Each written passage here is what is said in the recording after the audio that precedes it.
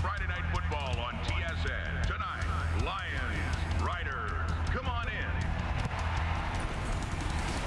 Fire up the lights and let's get ready to go. Boys are all here, gonna put on a show. Show us your colors, say get ready to go. It's Friday Night Football, it's Friday Night Shalom. Yeah! Oh, what a catch! Touchdown! Touchdown! What a hit! Spectacular! The stadium is rocking. Friday Night Football, baby! So show us your colors, going coast to coast. Friday Night Football on TSN, let's go!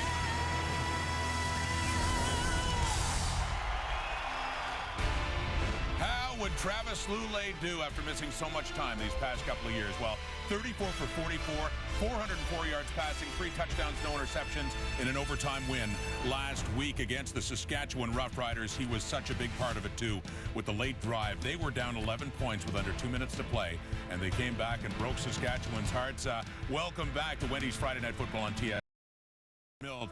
Lapo and Schultze, too, as we look ahead to another rematch. We had Edmonton and the rematch against Ottawa. This time around, the Riders, though, at 0-3, the only team left in the Canadian Football League yet to win a game. Here we are in Week 4, and the last time the Riders started at 0-4 was 1995, Milt's first year.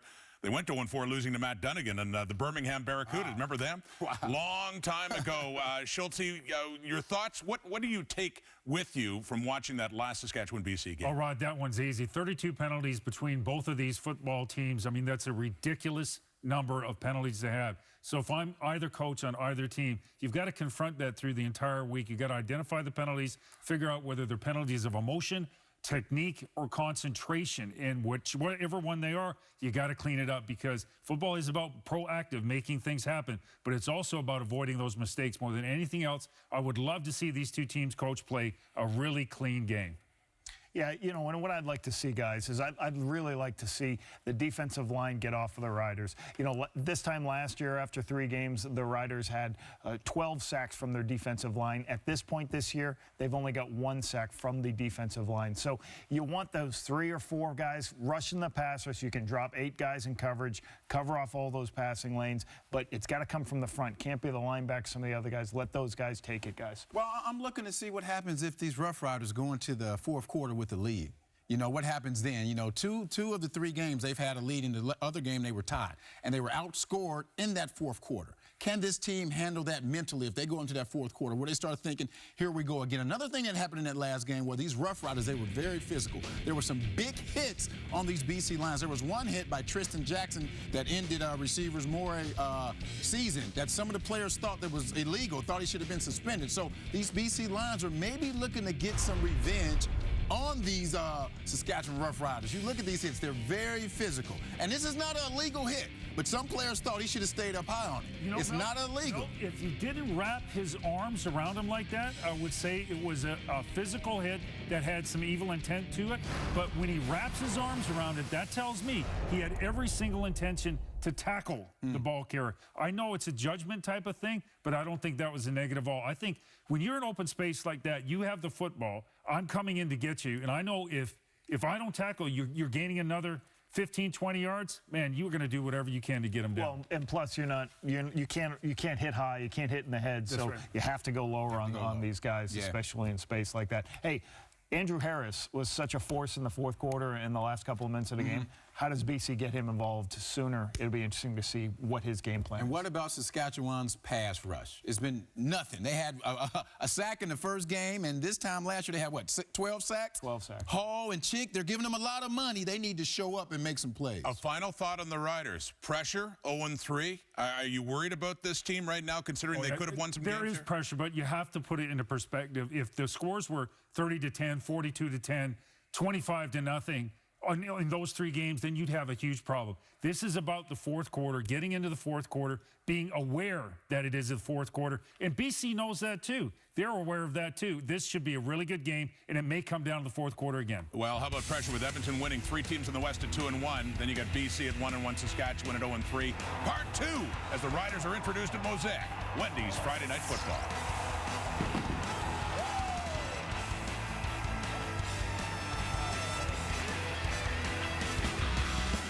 Steps up, got a man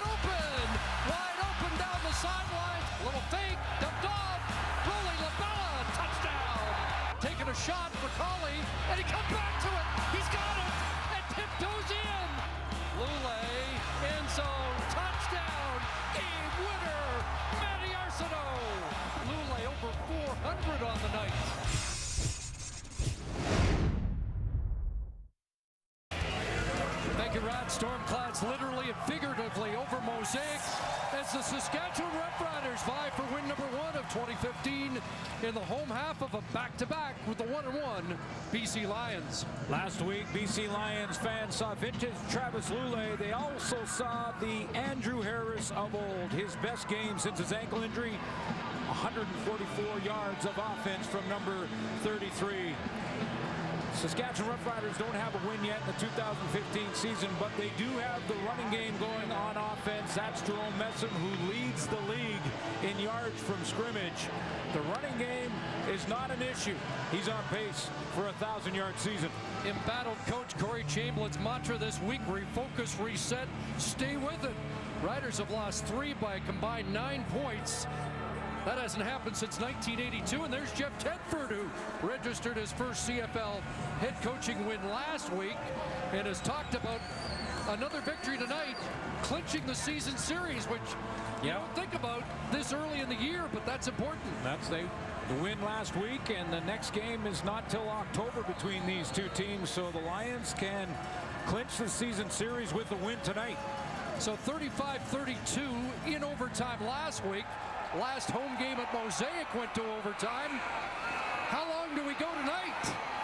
Tristan Jackson on the return, and he brings it out beyond the 25-yard line. Here comes Kevin Lynn, who leads the number 1 ranked offense for this 0-3 team. Well, it really is. I mentioned Jerome Messam in the middle. The most targeted receiver in this offense has been Jamel Richardson, and what was lost and overshadowed in last week's loss for Saskatchewan and their fan base was the fact that Weston Dressler was back, 122 yards, the number 1 receiver last week for the Riders. Back Dressler had over 100 in the first 11 minutes of the game. So the Roughriders start to their 26 with Messam in the backfield, and he'll carry it up across the 30. Good start for Jerome Messam, and Westerman with the tackle, his old high school teammate. The Lions got a big third down stop from Adam Bighill, who's on pace for 154 tackles. He was the leader of that defense last week at BC Place. Kareem Smith off to a slow start, 1 sack after a couple of games for him. And Josh Johnson may be matched up on Dressler. Messam with 85 last week. With 6.5 there. Second down. Glenn in trouble, and he gets dropped back at the 25-yard line. And that's the newcomer, Craig Rowe. Craig Death Row with his first CFL sack. Working on the same side as Kareem Smith. You see Craig Rowe in that 3-point stance, little inside move on Brendan Labatt, who's struggling a little bit early in this football season. Just 1 sack for the Lions last week. Get 1 on the initial series here. Ray Early with the boot. And it's Alex Tillman after the 47-yard punt. And he gets straightened up before he reaches the 45. Flag down on the play.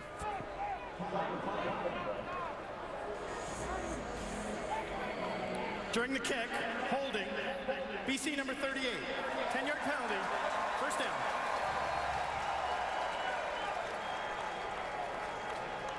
Take a look at the BC Lions starters to watch tonight. Travis Lulay, his second-best game of his career. Last time he threw for over 400 yards was back in 2010. He gets Courtney Taylor in the lineup. Taylor had a bit of a hamstring, hasn't played since September of last year, and we talked about Andrew Harris and the 144 yards of offense that he produced. Travis Lulay now 7-2 as a starter against the Roughriders. First down after the penalty, and a pass looking for Courtney Taylor, incomplete. Boy, there's been a lot of talk about the Saskatchewan defense. Tyron Brackenridge is the leader in the middle. Had a great conversation with him yesterday. He's the leader of that group. They get Jeff Tisdale in at corner to replace Weldon Brown, who's gone for the season. And Jake Dowdy in just a couple of games has registered 14 tackles. They've been stingy in the first 3 quarters of the last 2 starts. 2nd and 10 for Lulay. Three-man rush, quick hitter, and Andrew Harris has the catch and a first down, fumbles, and the Lions get it back. T-Dre Player, the right guard, gobbled it back up after Harris put it on the carpet. Well, it's a good block by Player to get things started. He gets the first block, and then he moves down the field and is right there to recover that fumble. No huddle, so we get right back to the action. 17 yards for Harris. And now the catch by the newcomer A.C. Leonard, the big tight end, 250 pounds. Not a surprise that BC going with tempo offense to try and keep that momentum they had from last week, if that's at all possible. First down into Rough Rider territory. And Lule, keeper open right up. Travis Lule into the secondary. Untouched slide down at the 25. You wouldn't expect him with his history to be doing that, but it's a 25-yard romp. But he was smart at the end of the run, Chris. First of all, watch the play action and how it draws the entire defense for the Saskatchewan Roughriders, including Alex Hall off the edge. That's why Travis Lule has the corner, and watch how he's smart at the end of that. Hook slides before contact. 3 rushes, 13 yards last week. 25 in his first carry. Here comes the blitz. Hand off, and Harris gets around the edge and down inside the 20. Forced out by the middle linebacker, Jake Dowdy, with 7 tackles in each of his 2 starts. Blitz coming from Tyrone Brackenridge here. Corey Chamberlain talked about trying to get more pressure, but the Lions run away from it. Coming from the right side of the offensive formation, Brackenridge can't get involved because Andrew Harris is heading the opposite direction. 7 for Harris, 2nd and 3 at the Rough Rider 19. Back into the hands of Harris. Surging for what should be a first down, but flags on the play. It's been a slow starting offense for the Lions so far this year. No first possession touchdowns, 1 field goal, and only 13 first half points. Offside. Saskatchewan number 0. 5-yard penalty. First down. Alex Hall offside. Big game for Andrew Harris last week, 144 yards of offense, and he actually talked to Jeff Tedford late in that game to get more involved. He had seen some things in the Saskatchewan defense that he could exploit. Said he got his confidence back in the second half of that game. Remember, he missed the last 6 of 2014. Harris again. And he gets down inside the 10 to about the 8-yard line before he is finally wrestled down by John Chick. Gain of 6. The numbers aside, Chris, I see a guy that's making the first guy miss. I see a guy that's bouncing off first contact. That's the Andrew Harris we're used to seeing, and we hadn't seen it early in this football season. He is back. Said after the Winnipeg game, his ankle was still not quite right, but he hasn't felt it, didn't feel it last week, and it showed. 2nd and 4. In the red zone for the BC Lions. Lule complete. And tossed down there is A.C. Leonard. Macho Harris on the tackle. And it is a first down for BC. A.C. Leonard in the lineup for BC and replacing Cam Mora, who was hit by Tristan Jackson. The guys on the panel talked about that before this game. A low hit that knocked Mora out, looks like for the season, but I know a lot of people excited to see A.C. Leonard. He's a big target at 253. G. Roy Simon mentioned prior to the game last week, he was the newcomer that excited him the most in the BC camp. Hand off Harris, and this time the Riders waiting for him, and they escort him back. Here's Jake Dowdy, the middle linebacker, plugging the hole. Yeah, he helps, but the initial contact and the reason this play had no hope was Terrius George. And I know there's a lot of Rider fans that have been wondering about the big D lineman in the middle, and he's going to get penetration, and just as Andrew Harris is getting the back, or the football, he's right there in his face. Terrius George without a defensive stat in the first 3 games. He made that play. Second and goal, and the pass caught. Leonard, touchdown! A.C. Leonard, a 5-yard touchdown catch from Travis Lulay, and the Lions have an opening possession touchdown drive.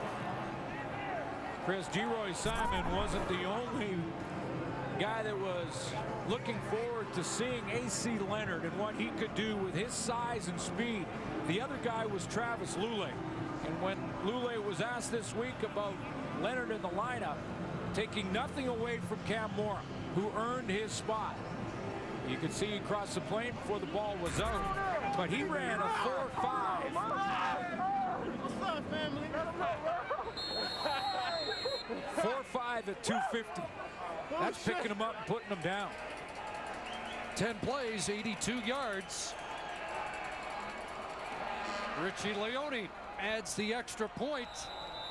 Quick start BC, and they now have 4 touchdowns and a field goal on their last 5 offensive possessions against Saskatchewan.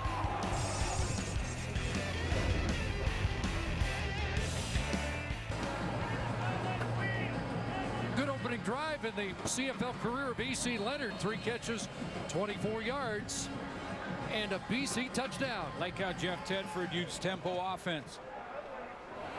Called some plays on the line of scrimmage. Tristan Jackson over the 30, up over the 40. Decent return for Jackson. And an important drive upcoming for the Roughriders, trying to answer what Travis Lulay just put together to put the Lions out in front. Rainy night at Mosaic. Quick start for the Lions. Let's see how the Roughriders respond. 2 and out on their opening possession.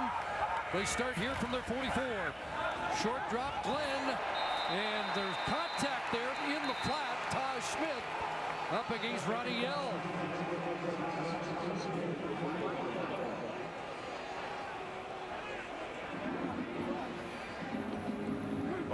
Defensive pass interference. BC number 45. Point of foul. Automatic first down. I don't think that there was any question about this one. Taj Schmidt there, and just out of your screen to the left, you'll see Ronnie Yell in a second. And I don't think on that double move there was any question about that contact. 13-yard penalty and a first down up across midfield. Jerome Messam, Jamel Richardson check into the offense, and a handoff to the big 245-pounder. Let's go back to that touchdown, and here's the man-to-man defense that Saskatchewan plays down on the goal line, and I'll take your attention to now that matchup. Look at Tyron Brackenridge sealing the inside. You've got to do that down on the goal line, but he's a little bit soft and high, and there's just too much room to close on A.C. Leonard in that man-to-man defense, and he gets leverage outside. 4 from Messam, the tackle by Big Hill, 2nd and 6. Glenn has some time. Boy, does he ever. Into the flat, and incomplete, intended for Getzlaff, and Cord Parks comes across defensively. Almost had the pick there. Cord Parks cut underneath that one, but Glenn had all day to throw. You've got to give credit to the BC secondary on this play. Watch the time that Kevin Glenn has. Nice throwing lane initially. Look at it, just wide open. No one around him. He could almost have run for a first down. But pretty tight coverage across the board for the BC Lions. Chris Getzlaff with just 1 catch last week at BC Place. So Ray Early looking for a pin here from around midfield. Marco Iannuzzi will field it at the goal line. Just what the Roughriders wanted. Wow. Wow. Veteran guy makes a mistake, and the Lions are backed up at their 1-yard line.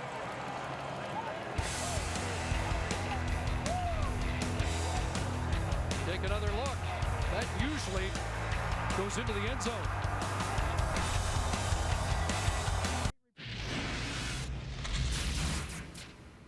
Travis Lulay.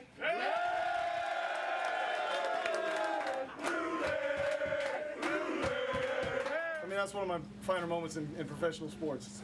we just battled. We had a lot of adversity early on. We got to be better in the red zone, guys, early in the football game, and that plagued us. But to overcome that was huge. Called it a top 5 moment in his career. It was emotional. Said the first time he was ever serenaded was after scoring 2 touchdowns in a final minute 15. Here's Harris running out of the end zone and giving them a little breathing room. It was actually a very similar game suits to last week. 2 touchdowns in the final 1:15 to win a game. They started singing Lule then, and they've been singing it a few times since. I'm just wondering if that ends up the fan base, and they learned the song. He's on a roll again, 4 of 5, 41. In a hole here, though. That's a big gain by Harris to take him out of the hole. Don't expect a guy from Harvard like Marco Iannuzzi to make a mental error like that, but another big they run. have some room. Andrew Harris, back-to-back runs, gives them a little space from that goal line and a first down. You're absolutely right. Just a bad decision by Marco Iannuzzi to catch that ball on the goal line, and right now he's watching the offense, and he's thankful that Andrew Harris has put back-to-back runs together, because no matter how this drive ends, at least now the Lions can punt. So Harris with runs of 8 and 7. And now a little hitch to Shaq Murray-Lawrence, the speedster, and he's up near the 24. Pulled down by Alex Hall, gain of 9. You know, Travis Lule is able to exercise some demons from his injury, in that he starts the season in Ottawa. That was one he got out of the way. That's where he was hurt. Last week he fumbled and had to scramble around for the ball. Got rid of that demon, and now he's playing in rain. 2nd and 1. And Harris will move the chains once again. Since the start of the 4th quarter last week, Travis Lule is now 17 of 20 for 209 yards and 4 touchdowns.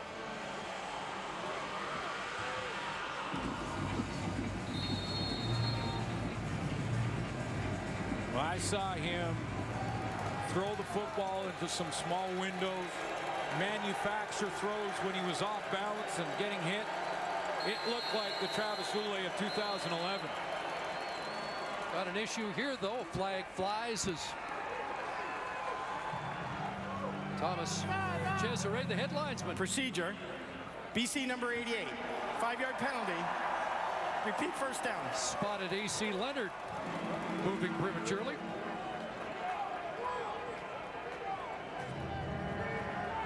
Been too many of those this year, but there's a guy in his first game. We'll give him 1.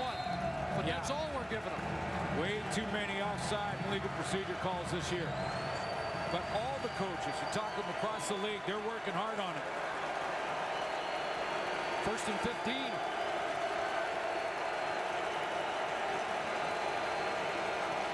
5 receivers. Lule looks one way, now the other. And there's the hero from last week, Matty Arsenault, with the catch in front of the newcomer, Jeff Tisdale, on the corner for the Roughriders. The other thing about legal procedure for the visiting team at Mosaic Stadium is that the crowd almost causes you to lose the snap count. If your offense is trying to call that snap count on the line and they turn up the volume here at Mosaic Stadium, you can lose the snap count and then you can be drawn offside. Just 4 for Arsenault, so 2nd and long. Again, 5 receivers out. Lule under pressure, throws it away, and a flag flies. Heat was on. Derek Walker led the charge. Lule made the decision quickly to throw that football away. Flag is behind Lule. I'm wondering if Walker could have avoided contact. Holding. BC number 57. That penalty is declined. 3rd down. The left tackle, Tommy Draheim. So the punt team comes on for BC, but a couple of valuable first downs before they have to change possession.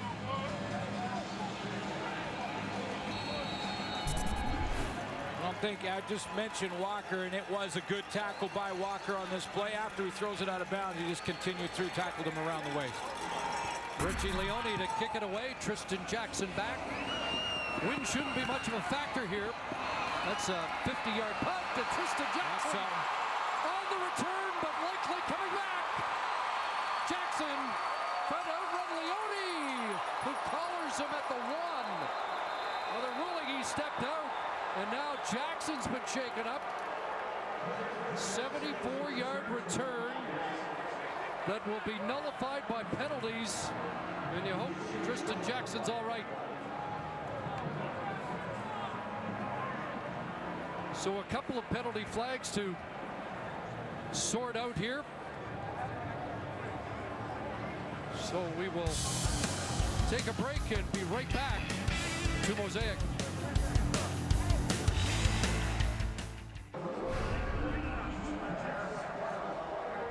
Great return here by Tristan. Jackson's coming back because of a penalty. Just to the left of your screen here, Kwasi Antwi right here, number 45 on Hoffman Ellis, is going to give him a shove right in the back, right at the point of attack. And now at the end of the play, there's a horse collar tackle here by Richie Leone, and it looks like it may have injured Tristan Jackson, and that was called as well. That's one of the reasons that is an illegal tackle, because it can cause injury.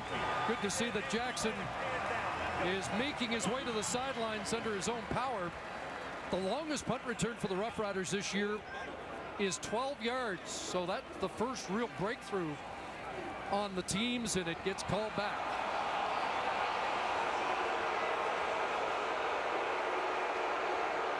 And there may be another injury in that Roughrider secondary that will have to be dealt with. We'll see if Tristan Jackson's able to return. So after the penalties offset, it's first down Saskatchewan at their 40. As we tick down to 2.5 minutes remaining here in the first quarter. Play action fake to Allen. And Glenn steps up across the 45 before he takes a hit. Gets 6 and no flags, although the referees here try to call for one up in the stands. Here's Lee Jones. Thanks a lot, Chris. Right now, trainers are currently looking at Tristan Jackson just on the edge of the bench. They're looking at his ankle with no word on what he'll return. If he doesn't return, it's really going to affect not just special teams, but defense, of course, as he plays wide side corner. Matt Webster is likely going to have to come in as a result. Guys, it's also starting to pick up as far as the rain is concerned. The wind isn't bad. It's not like the monsoon it was in Ottawa, but it's getting really slippery up here. Something to watch for as far as fumbles are concerned. Here's the pitch to Messam on 2nd and 4. He'll get stopped short. And another 2 and out for Saskatchewan. Cord Parks moved up to take down the big running back. Yeah, not a bad call to Jerome Messam. 2nd and 4 when he's been playing the way he's been playing. I mean, Jerome Messam averages almost 8 yards a carry after 3 games. When you're averaging 8 yards a carry, it's a pretty good call to go on 2nd and 4 to your big back. But the Lions defense respond. 3rd consecutive punt in this first quarter for Saskatchewan. Shorter kick, and Tillman dropped it, picked it up at the 24, and he is tackled immediately. Brought down on the play by Tyree Hollins after a 39-yard punt. Let's check back in with Lee Jones. Yeah, thanks a lot, Chris. We heard earlier in the week on Tuesday, of course, Corey Chamberlain striking back at his critics in the media. He told me yesterday that this is probably the loudest he's heard fans discontent since he joined the team as a head coach in 2012. Now, he's not panicking, feeling the only thing is that they're not going to be 15-3 now because they've lost, or 16-2 because they've lost 3 straight games, but he feels the team is still together. In fact, Tyrone Brackenridge, talking to him yesterday, he says there isn't a better man to lead this team than head coach Corey Chamberlain. Here's Lule again as it opens up on that play action fake to Harris. Not sure if we'll get a steady diet of it, but it's been effective. Gets outside again. Corey Chamberlain's feeling the heat this week, and as we mentioned, didn't have a problem just saying it like it is and how he felt, basically saying he didn't care that the fans were upset. That was not his focus. Needs his defense to be better. 11 for Lule, and now out of a double tight end formation. First down up at the 35. And it's Harris again. Bumps it outside, gets the edge. And he'll get escorted into the Rough Rider bench at the 45. And that should be another first down. Some of the fans, however, felt that was a little disrespectful because Corey Chamberlain is in charge of the defense, and the defense in Saskatchewan after 3 games is just not playing up to the standard that is expected. And you take a look at a lot of those most important categories in football. Saskatchewan last on defense. They can't seem to get the big stop they need, and they can't get the pressure they need up front from guys like John Chick, at least not yet. First down's 10-1 in favor of the Lions here in the opening quarter. Lule with a flag down, throws, and it's complete. Sean Gore the catch at the Rough Rider 41-yard line. Jeff Tisdale on the tackle. This one looks like it's coming back. 24 to Gore.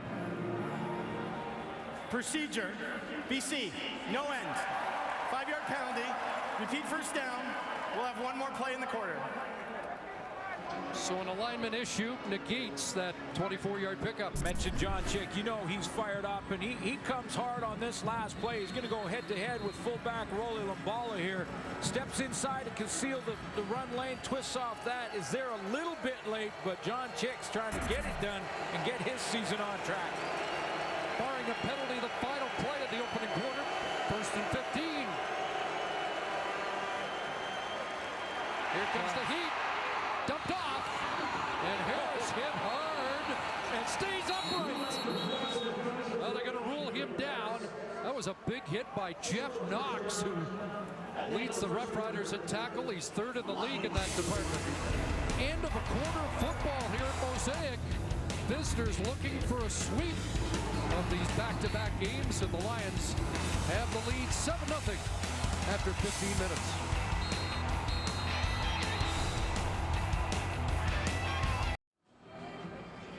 Close game last week. The first quarter statistically not close. Lions went with tempo offense in their first series and got things going. That's how they started to get this game, so they can control the ball. And when you look at time of possession, first downs, and offensive plays, that tells the story of the first quarter.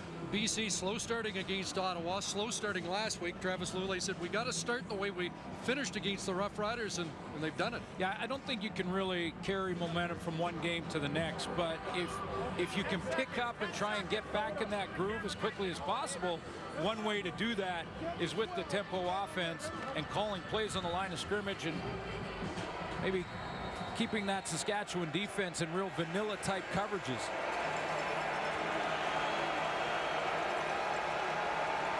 Rain continues to fall. Second quarter begins. 2nd and 12 for BC. Harris releases. There's a little swing pass to 33, and that's contained. Terrell Mays is there to make the quick stop, and the Rough Riders will get the ball back. Well, Harris has been a focal point for BC, and meanwhile Saskatchewan and their defense finally get off the field.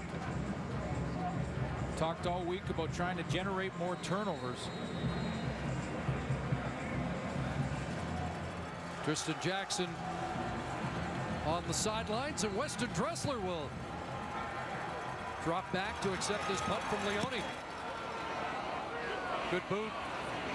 And Dressler watches it bounce into the end zone, all the way through the end zone for a long rouge and an 8-0 BC lead. An 83-yard punt by Leone as we return to the sidelines here against Lee. Tristan Jackson currently sitting with a jacket on the bench. He has an ice pack on his right ankle, top of the foot. He is going to be reevaluated at halftime. He tried to put pressure on it several times with the trainers watching and was in extreme pain. So for now, he is out. Guys? More adjustments for that defense of Corey Chamberlain's. Weldon Brown last week. Looks like Tristan Jackson early in this game. See if Kevin Glenn can get this offense going as Anthony Allen takes the handoff.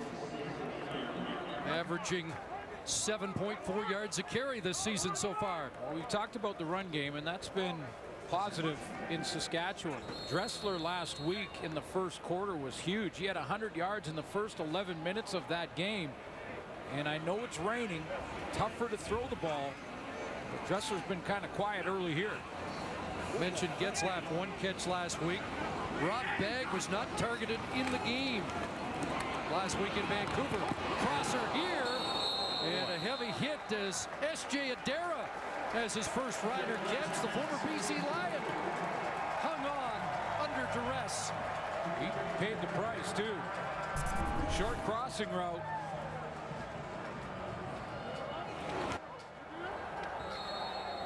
Those short crossers in a zone defensive look. T.J. Lee and Solomon Elamimian stepped up. Heavy 6-3. So it's a first down for the Roughriders at their 45. 3 receivers short side of the field, look the other way. There's another former Lion, Corey Williams. A catch and another first down. Basically ISO'd Corey Williams to the wide side of the field by himself, and Ronnie Yell's going to take an outside leverage, an outside shoulder. That opens up the slant to him. Throw and catch by Kevin Glenn.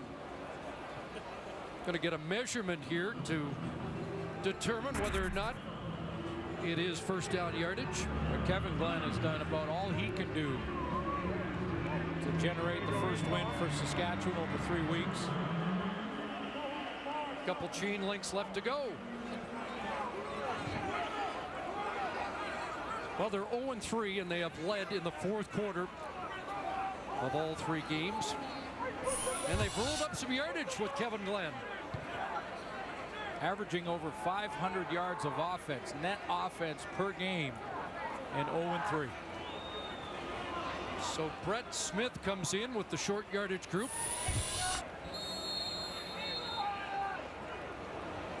Backup quarterback from West Salem, Oregon, and a kid who grew up following the career of a guy who'd become his idol, Travis Lule.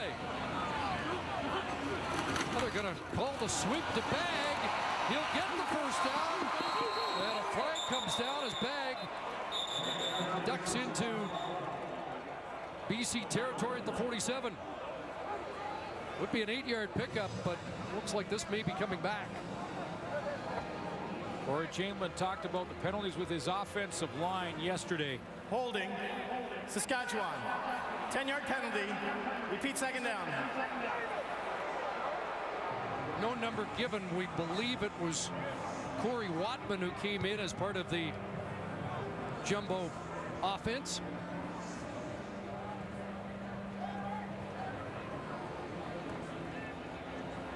But they go from 2nd and inches in a virtual free play to now 2nd and 10. You're right, Watman was in at tight end, and it looked like he's working on Adam Bighill right here and grabs him around the shoulder pad area in the front, doesn't allow him to flow to the football.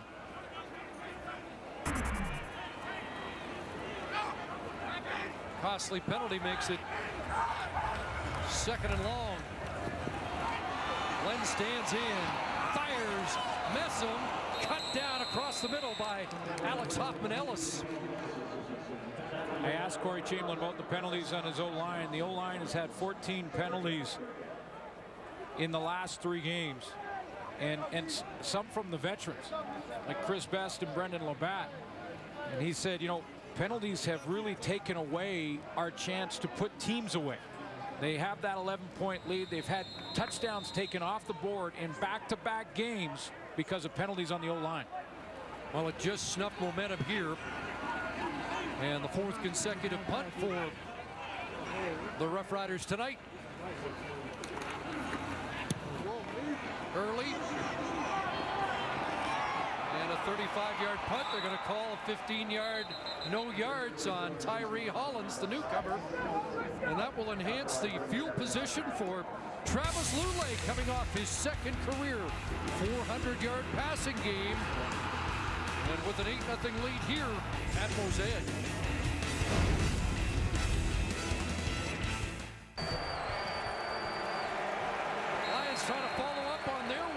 is their best field position start of the night at their own 38.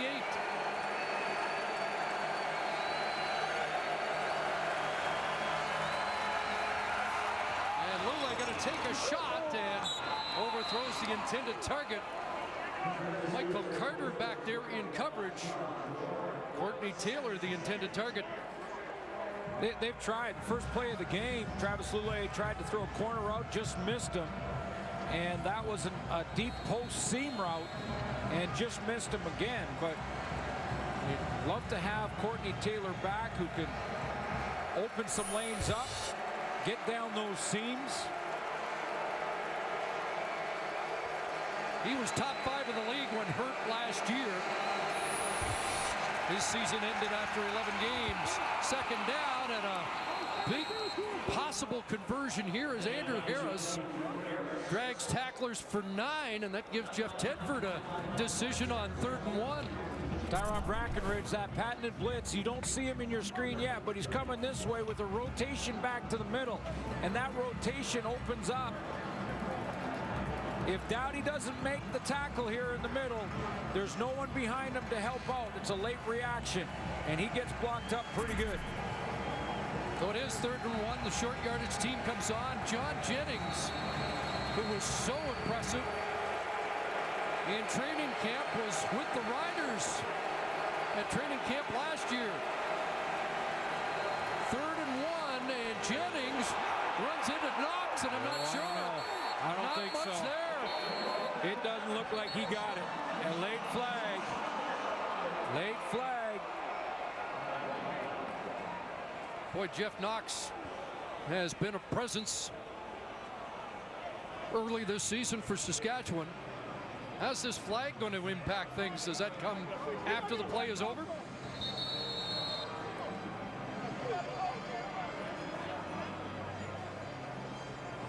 Of course, the game turned in the final minute last week on an unsuccessful 3rd down sneak.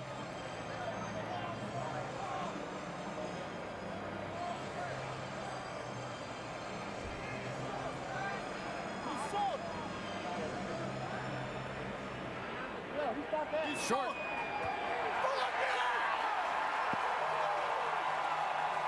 The flag came after the play was over. Then it's Saskatchewan ball. They just may lose After the yardage. play, major foul, unnecessary roughness, Saskatchewan number 12. It'll be 15-yard penalty, but it'll be Saskatchewan 1st down. There you go. There's your explanation. Tom Valesi.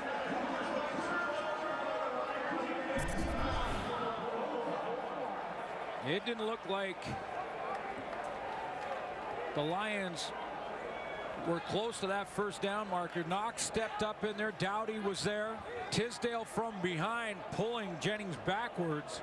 No 12 on the field, and I'm presuming it's Tisdale that is going to be flag grabbing the collar. It may be the horse collar after the play was blown dead. But a turnover, Rough Rider football near midfield, and Anthony Allen off the left side, 2nd level, and back into BC territory. 19 for Anthony Allen. Boy, you take a look at these two tailbacks. The run game has been that positive. Jerome Messam and Anthony Allen both on pace for 1,000-yard seasons, and it's been a while since that's happened in the Canadian Football League. And it's been an issue for the Lions on defense against the run. Last in the league in yardage surrendered on the ground. Messam in, he takes the pitch. Going to try and pound it, and Solomon Elamimian is there. Both on pace for 1,000 yards. And BC Lion fans would be interested to know the only time, or the last time, 2 running backs did that was 1974. Lou Harris and Monroe Ely. So that's going back. Ottawa had a couple. Damon Allen and Reggie Barnes do it in 91. A quarterback and a running back. 3 there for Messam, 2nd and 7.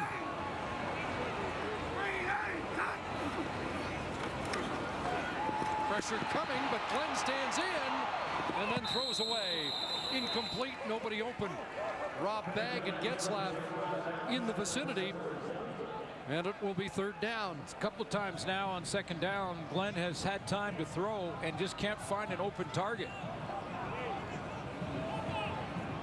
So Paul McCallum's going to come on and try a long field goal here in the rain. This should be from about 49 yards out. He has hit from 49 and is 5 for 5. And 4 for 4 on converts, and converts aren't guaranteed this year. Might even call this 50. It is going to be a 50-yard attempt out of the Dressler hold. And McCallum is up and good.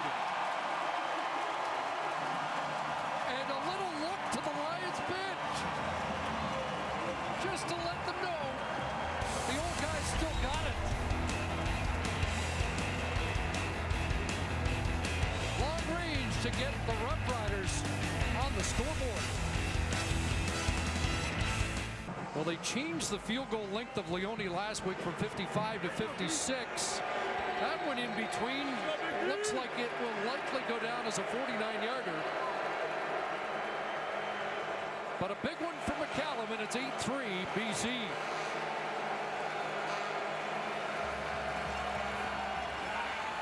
Lule, he's got Arsenault open and overthrows him by a stride or two as that one gets away.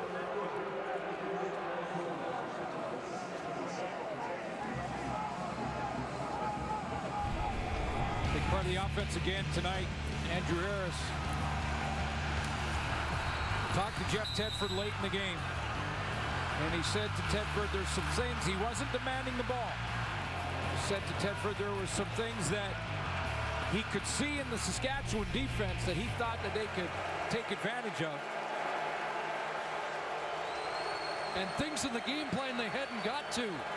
Well, they did, and Harris got the offense going, and now Lule wants a block from Harris, gets it, and he'll slide out of bounds at around the 42. He'll be short of the first down. 43 rushing yards for Lule in the game.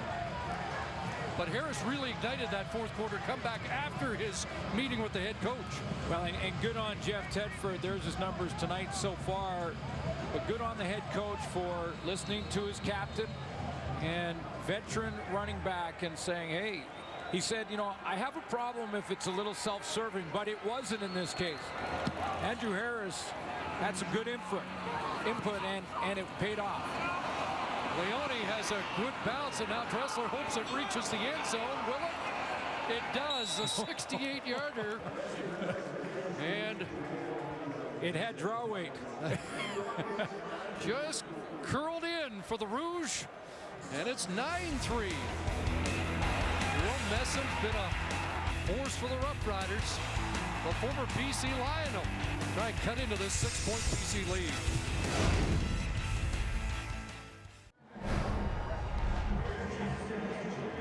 Well, there's a look at the offensive numbers that the Roughriders have chalked up in the first 3 weeks. It's been tougher sledding tonight.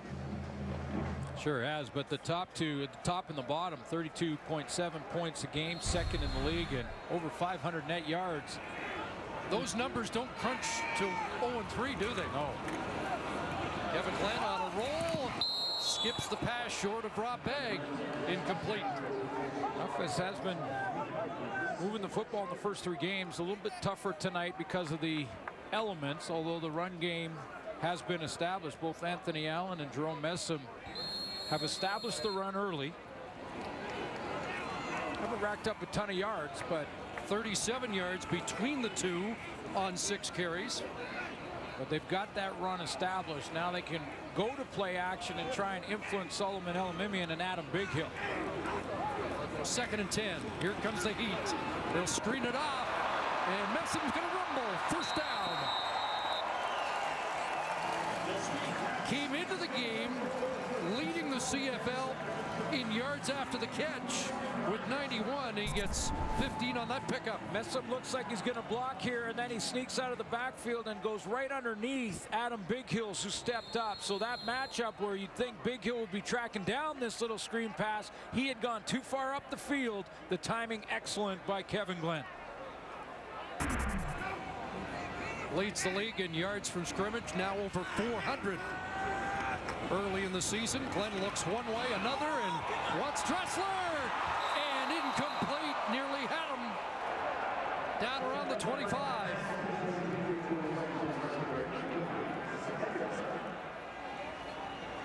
Corner route, and the Lions send blitz. They send Adam Bighill, who comes from too far back and doesn't get there in time. So Glenn can get it out of there, so it's one-on-one with Dressler down the field. Looked like it was Chris Wabakamba on coverage, or was it TJ Lee?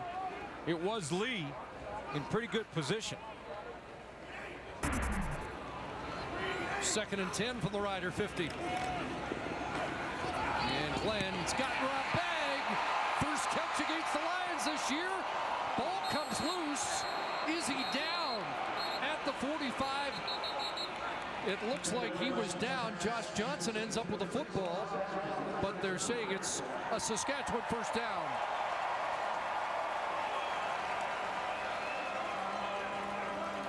Wasn't even targeted last week, and Rob Bagg on the board against BC. Another blitz, or in this case a stunt, with Adam Bighill stepping up on that pass rush. I think at the end of this play you'll see that the knee of Rob Bagg was down.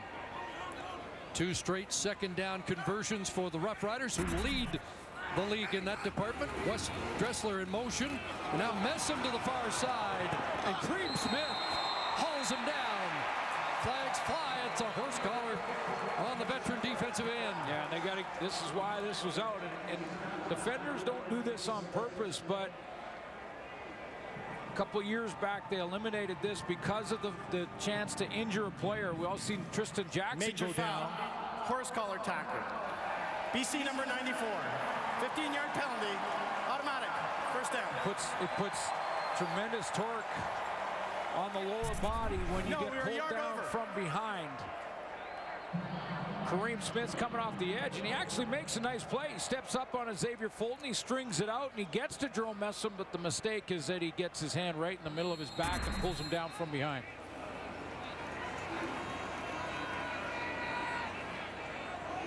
Looks like he'd made a terrific play, but penalty as the Riders set up at the 29. They go 2 back with Allen and Messam out of the backfield. Allen can't bring it down.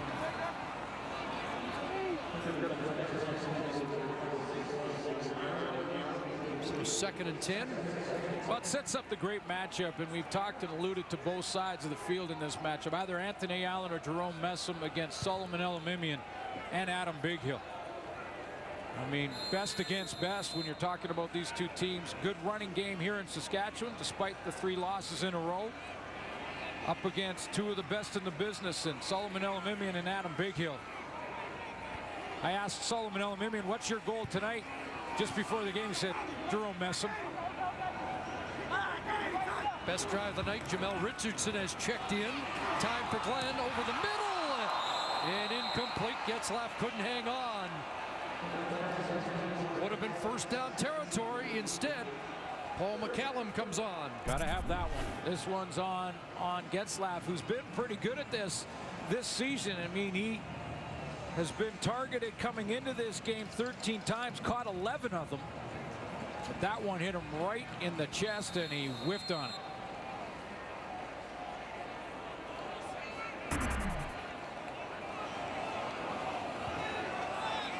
So McCallum from 36 yards out after hitting the 49 to 50 yarder, and this one he missed. Well, that look at the bench might have been a little premature. He doesn't miss those. Yeah, and he'll go straight to the Riders sideline after that. Maybe a little early.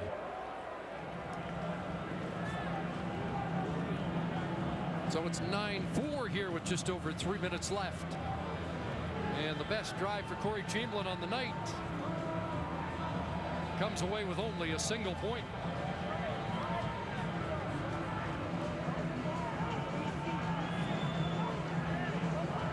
Travis Lulay was on fire in the opening drive.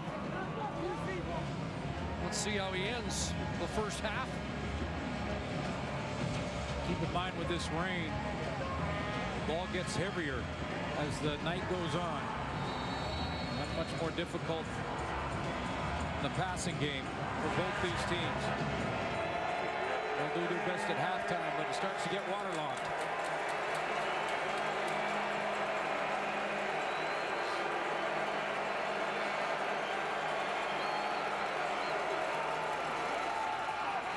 Andrew Harris stopped after a short gain, got a couple. Brought down again by Jeff Knox. The rookie linebacker, the tackle at the 3-minute warning here in Regina.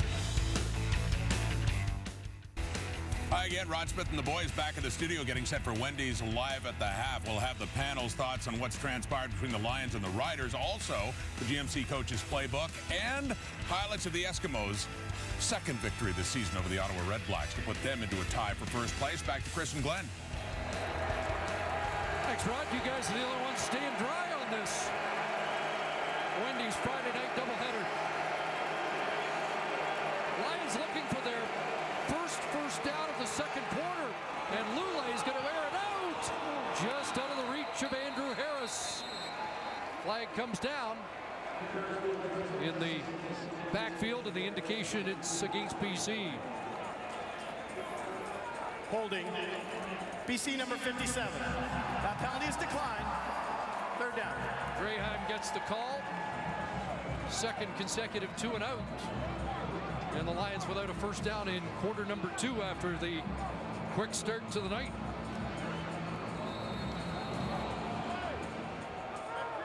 Again, it's Dressler back, awaiting the Leone punt.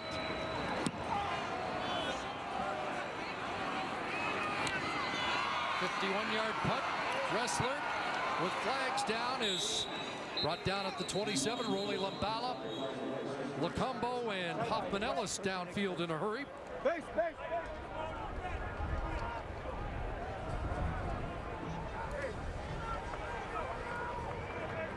Quiet night for Kevin Glenn, but coming off his best drive. Holding. Saskatchewan number 21. 10-yard penalty. First down. And that's Tisdale that draws the flag and pushes the offense back to start at their own 15.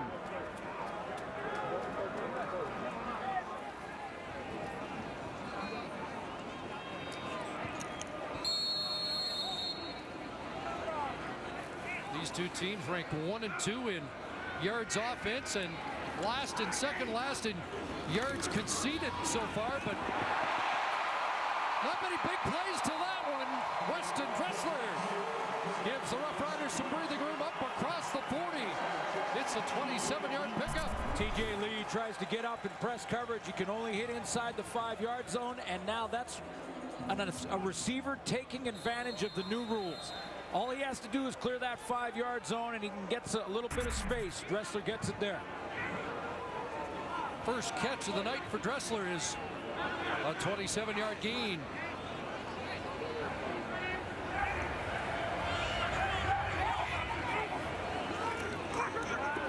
Glenn steps up, and he'll have to take off with Craig Rowe in pursuit, and Elamimian charging after him as well, and Glenn gets 3.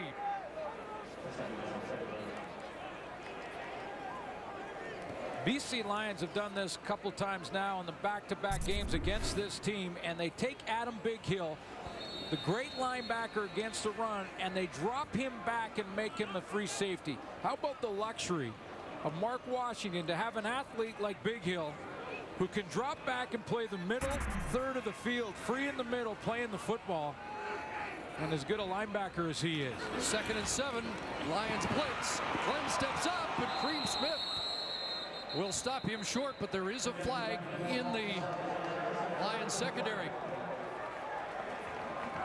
Bighill went back there again.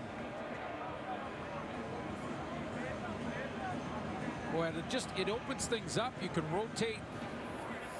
Illegal contact. BC number 6. 10-yard penalty. First down. That's TJ Lee in it. moves the chains for the Roughriders. And again, we haven't mentioned it, the Lions for the second straight week without a guy they had for 181 consecutive games. Ryan Phillips out once again in that BC secondary.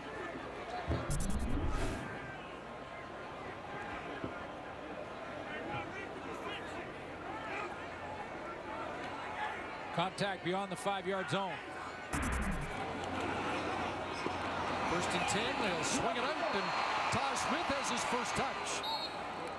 Dropped at the Lion 51-yard line and has 5. 4 catches, 18 yards for Smith last week. Most of the offense from the 2 running backs and Weston Dressler for Jacques Chapdelaine last week. This matchup with Dressler on TJ Lee, something that Saskatchewan may go back to in the second half. Getting a little traction here late in the half. Glenn got away, and it's picked off. There is TJ Lee on the tip, comes up with the interception, and the Lions have the football. Well, with 73 seconds to go. And we're going to have some fun with this matchup in the second half, I think, because I believe the intended target was Weston Dressler. And did it go through his hands? Kevin Glenn's going to buy time here. He breaks the tackle from Greg Rowe. It is to Dressler through his hands and into the hands of TJ Lee. So both teams have committed a turnover on this rainy night at Mosaic. Giving Travis Lulay time here as well. What's the out, baby?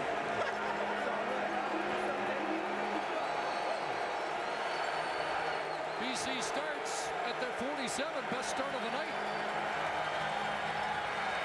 And he'll step up and take off again and slides across midfield. Well, Travis Lulay, this is the MOP Travis Lulay, the running quarterback. I'm not sure we expected to see much of anymore. Well, he's getting those lanes, and they're dropping the Saskatchewan so many guys off in coverage. He's getting those lanes past the D-line. 8 more for Lulay. 51 yards in this first half.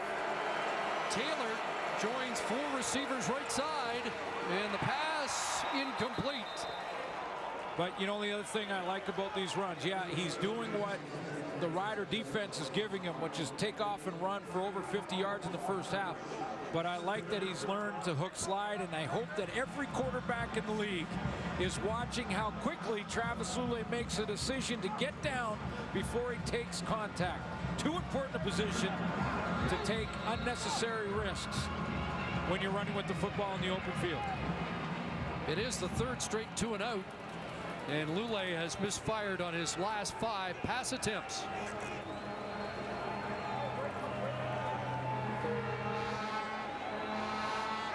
Dressler awaits inside his 10. Leone blasts that. Under a minute to go, so Dressler's going to bring it out. And he's out to the 5. Tackled on the play by Ronnie Yell, a 58-yard kick.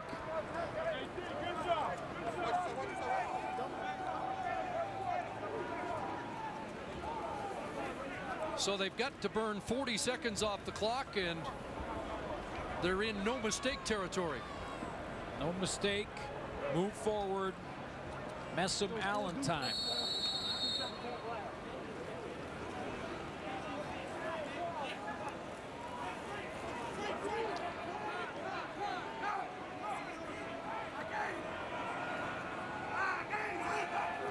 Spencer Moore in to help block, and they'll power up over the 15-yard line. Look at that work by Anthony Allen. Good word. Carry Michael Brooks, the defensive tackle, to first down territory. Good word, power.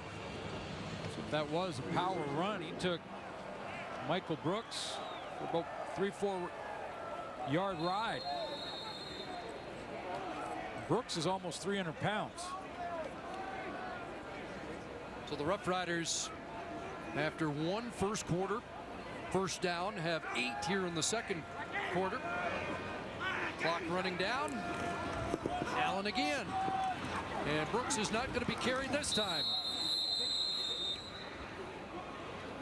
1-1 in that matchup. We saw Dressler with a catch on TJ Lee, and then Lee with an interception. 1-1 there.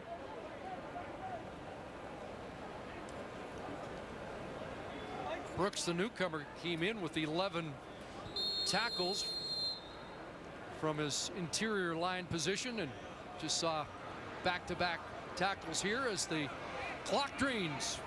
Opening 30 minutes. Should be the final play. And another carry for Allen. How far is he going to go? Up to midfield. That'll pad the stats. Maybe set a tempo, and the ball loose. Back on it. Chris Best for the Roughriders. And a 40-yard run to end the first half. Travis Lulay did some running too. On a rainy night at Mosaic, the BC Lions have the lead at halftime. 9-4 the score as we check back in with Rod and the panel. Thank you, Chris. The running theme in Wendy's Friday Night Football tonight. Rematches in the rain. And these two matches have a few things in common we'll get into. Back with the panel of Milt Stiegel, Paul LaPolice, and Chris Schultz. I mentioned that because earlier, Ottawa, the team that had lost to Edmonton the week before, started off terribly on offense. They had no first downs. They had -4. Well, Saskatchewan was better than this, Schultze. They lost to BC in overtime last week, but not much better in that first quarter when they had only 1 first down and only 11 total yards. You know, Rod, sometimes I think I like football because I really don't understand it sometimes. I don't. You have a team like Ottawa in the earlier game where they're coming off the loss to Edmonton. They've got to come out with energy. They were terrible in the first quarter. You have a team like Saskatchewan who does not win a game yet. They're playing BC. The first downs were 10-1 for BC. Now, on the opposite side, BC is executing at a high level. They're playing really good football, and you expected it to be Saskatchewan. How about Andrew Harris? He looks different this year. He doesn't look as fast or as elusive, but bang, those contact yards, he looks more powerful this year. Defensively, watch all the bodies that get to the Rider running back. 4 bodies at the point of attack. And then this really surprises me. Travis Lulay on a zone read with his shoulder injury. What that tells me is George Cortez is amazingly confident in his quarterback that shoulder is going to be okay, because you only run the zone read when you have a healthy quarterback. Yeah, you know, Schultze, as I watch this game, the guy I'm most inclined to be on the same page with is Glenn Suter. I'm sitting here going, why hasn't Dressler touched the ball early in the first quarter? So all of a sudden I hear Glenn Suter talk about the exact same thing. You know, Dressler last game, he had 5 catches in the first half. He had a touchdown. They gave him plenty of opportunities. Here, this is a great catch for him. You know, that's what I got to see from Saskatchewan. And like you said, Schultze, Travis Lulay's ability to use the zone. What I like about the zone read, he's sliding, getting down, but the nice thing about quarterbacks in the zone read, as you can see there, when you pull it, there's nobody else there, so it is a safe play for him. He is using his legs better, guys, and puts him in a situation where, you know, he's protecting himself better. Well, another question that's coming up in the last week are, can teams take advantage of other teams' injuries? And even tonight, we asked that question about the Lions and the banged-up Saskatchewan secondary. Yeah, they may go into their locker room at halftime and say, hey, guys, we may have some advantages we can take advantage of in that secondary. 2 starting cornerbacks are out. Last week, it was Weldon Brown. This week, Tristan Jackson got hurt on his punt return. Now, their replacements aren't bad. Jeff Tisdale, he used to be one of the best cornerbacks in this league, but he hadn't practiced or played since training camp. And this is his first game in that defense. Michael Carter has been in the league for 5 years, but he's never been a starter. I could see Travis Lulay in that offense possibly trying to challenge those guys to see what they can do in this second half. And by the way, we were wondering if Andrew Harris would get more involved in this game from the get-go, and he certainly has. 53 yards rushing, 77 total yards for the BC Lions, who do have the lead. Slim one as it is, 9-4 at the half. You're watching Wendy's Friday Night Football on TSN. The Saskatchewan Roughriders vie for win number 1 of 2015. Glenn in trouble, and he gets dropped. Lulay keeper open right up. Travis Lulay into the secondary. Untouched slide. Second and goal. And the pass caught. Leonard. Touchdown. And the Lions have an opening possession touchdown drive.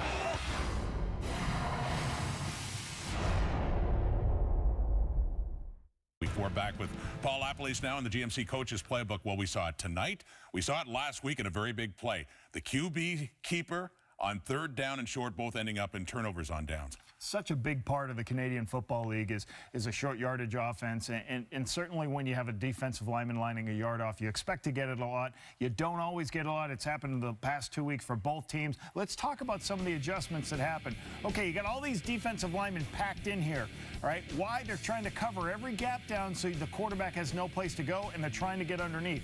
So what do? Especially after what happened last week when they didn't get it with Brett Smith. Now what do? They create a couple extra gaps. They bring 2 more guys in this direction, and you just hand it around the edge. Hopefully you can rub back and fall forward, and it's usually a big play. Now, change the scenario over. John Jennings, look at all this mass of hell and creation in there. You got a bunch of big bodies in there. Now, you got to make sure you're low. You watch the quarterback here. He gets high, and then you get an opportunity for right here. Defensive linemen jump over and hold them off, and that's what you don't want to have. Here's last week's. Watch what's happening. Dan Clark gets a little high. Defensive linemen get underneath him. Now watch the quarterback way too high. You cannot be high when you do this, because here comes Adam Big Hill. Again, this is last week. And again, when you see this happening last week, you think, well, that's probably why they went ahead and started doing, Rod, the outside. They started out, hey, when we get in short yardage this time, we're going to do what you saw first, which was the outside sweep, the wide sweep on 3rd and 1. Hey, Matt Dunnigan, Jock Climby, they're not here. But if they were, you know what they'd be saying? Stretch that field. Spread them all out. But Yeah, you're the one that gets the last word here. Hey, you still like this play. You still believe I still believe in the play. Protect your quarterback, protect your edges. Okay, well, it certainly didn't work out, especially for the BC Lions in that play tonight. But they do have the lead, 9-4. At the half, Wendy's Friday Night Football. We'll have highlights of the earlier game coming up here on TSN.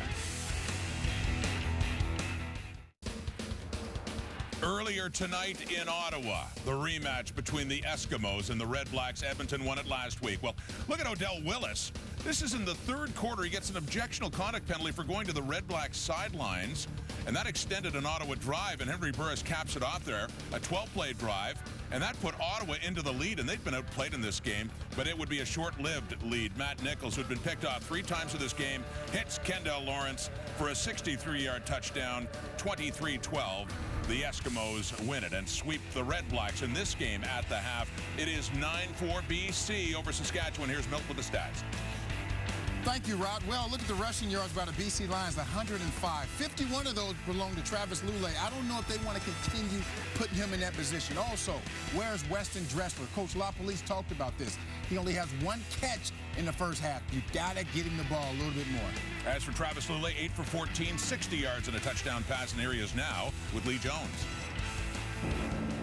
Travis, great opening drive, scoring a touchdown. What do you guys need to do to get back into the end zone in the second half? Well, we just need to find a way to execute through a little bit of weather that's slowed us down a little bit. So, we're both playing in it. No excuses. We did put together a good drive, so that should give us confidence we can do it again. It's been soaking all game. What are you doing to make sure you've got good control of the ball? I'm seeing you wiping your hands and throwing the ball every time before you go out in your series. Yeah, we're just trying to keep the hands as dry as we can, and the wideouts are, using dry towels, keep their gloves dry. It's just something you got to manage. Thanks for this. Thank you.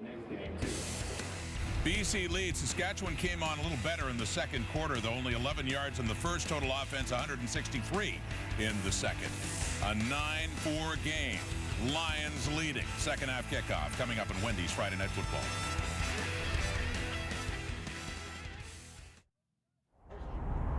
It's Friday Night Football, yeah!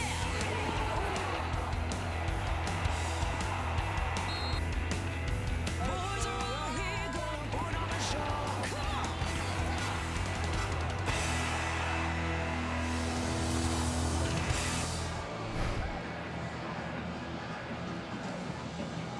I guess it's done.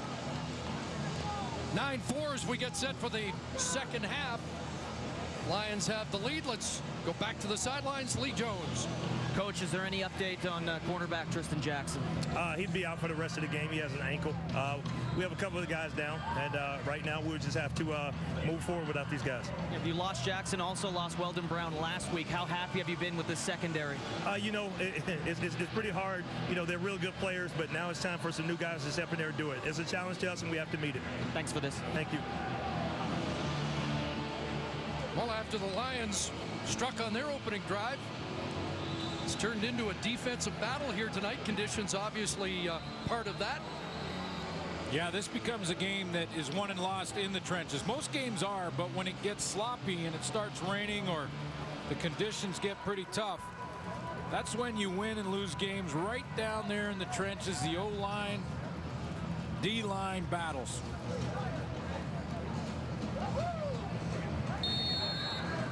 So BC trying to sweep this home and home and clinch the 3-game season series. Roughriders trying to get off the schneid and be the final team to win in 2015 for the first time.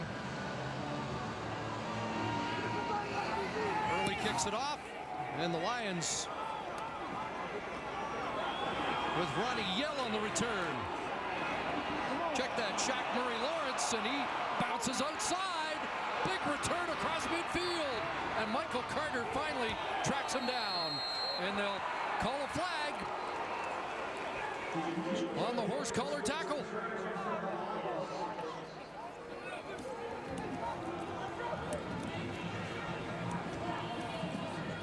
$66-yard return for the rookie, Shaq Murray-Lawrence. Wow, the Major Lions. foul, horse collar tackle. Saskatchewan, 15-yard penalty, automatic, first down. Lions set up the wedge nicely on this return. Get together, get that call from the returner that you got to get upfield. That creates the wall, and then he bounces outside of that wall. 29 is previous long, and here's the penalty on Carter. Just enough of a tug on the nameplate to draw the foul. So from the 15, the handoff, Harris right side, big hole, Harris, touchdown. Just like that, a big kickoff, a penalty, and a 15-yard touchdown run for Andrew Harris. Tommy Dryheim's going to come around and lead it up. He's the left tackle, and he's the guy who gets the lead block and kicks out Jeff Knox. Great mobility by the big man on the edge. And Andrew Harris just goes right off of his big block and finds Pater. First touchdown of the season for Harris. And the Lions open both halves with touchdown marches, one a lot quicker than the other.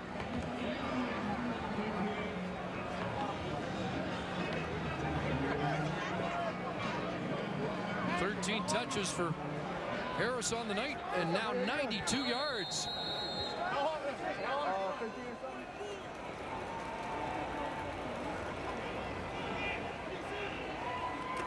And now Leone, the extra point is through. And just like that, it's a 12-point BC lead. Great mobility from the left tackle. Watch how you that's a long way to go to lead it up. Often you see the guards that are guys that are going to pull. But Dryheim comes up around the corner. He gets the block on Knox right there. It's been sealed from the inside. Now it's all Andrew Harris from there.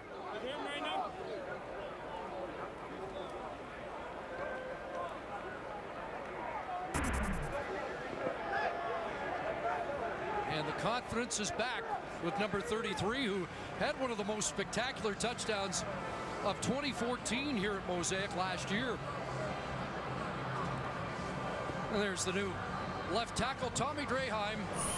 6 left tackles for the Lions last year. They may have found one guy to handle that duty this year. Said he graded out the best of the O-line. That's from Jeff Tedford yesterday, and Tedford said that his O-line is really starting to gel. He's been very happy with him up front. Thought that Dryheim and Javon Olafiore on the other tackle played great last week. Leone, big boot, and Dressler's got to scramble into the end zone. That won't reach the back line, and he's going to concede a point. So another long single by Leone, and it's 13-point lead for the Lions before Kevin Glenn hits the field for the second half.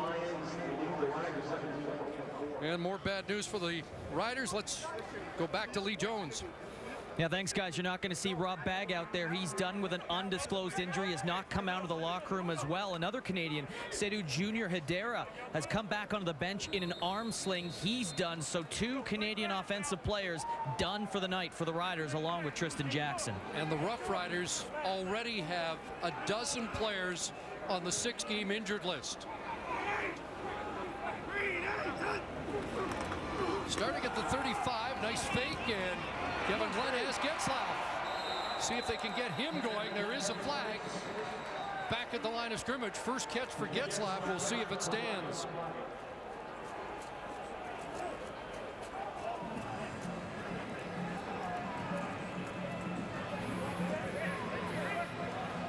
Illegal interference, blocking downfield before the pass was thrown.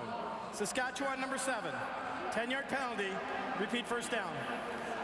So Weston Dressler draws a flag and negates the Getzlaf catch. Let's take a look here. If you can see Dressler downfield, initiating contact, and just to the left corner you could see that Kevin Glenn had not thrown the ball yet. That's the right call to make.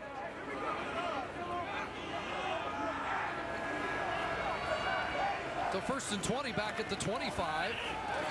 Out of the backfield, a good catch by Messam, but Stephen Clark rallies to the football. That's the young player replacing the veteran Ryan Phillips, and puts a quick halt to that play, just 4. Out of Vanderbilt in Nashville, Tennessee. Stephen Clark got a sack in his first game replacing Ryan Phillips.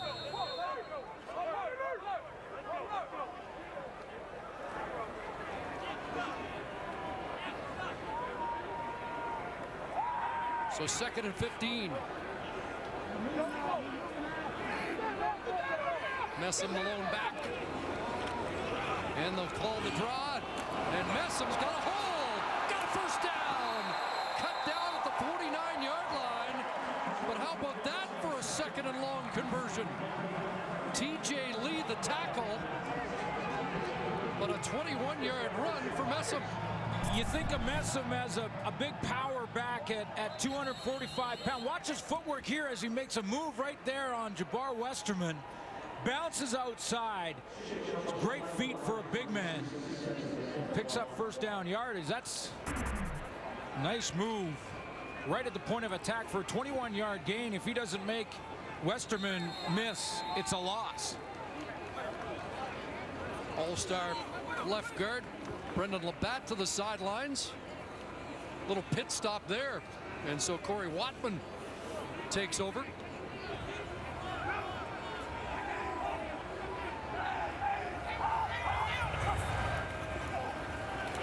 Glenn, that ball tipped, and fortunately for the Roughriders, falls incomplete. Yeah, Getzlaf hustled over thinking that as soon as the ball is tipped and bounces up like that, in danger of having it intercepted. And Cord Parks was in the area. Kareem Smith got his hand on it at the line of scrimmage.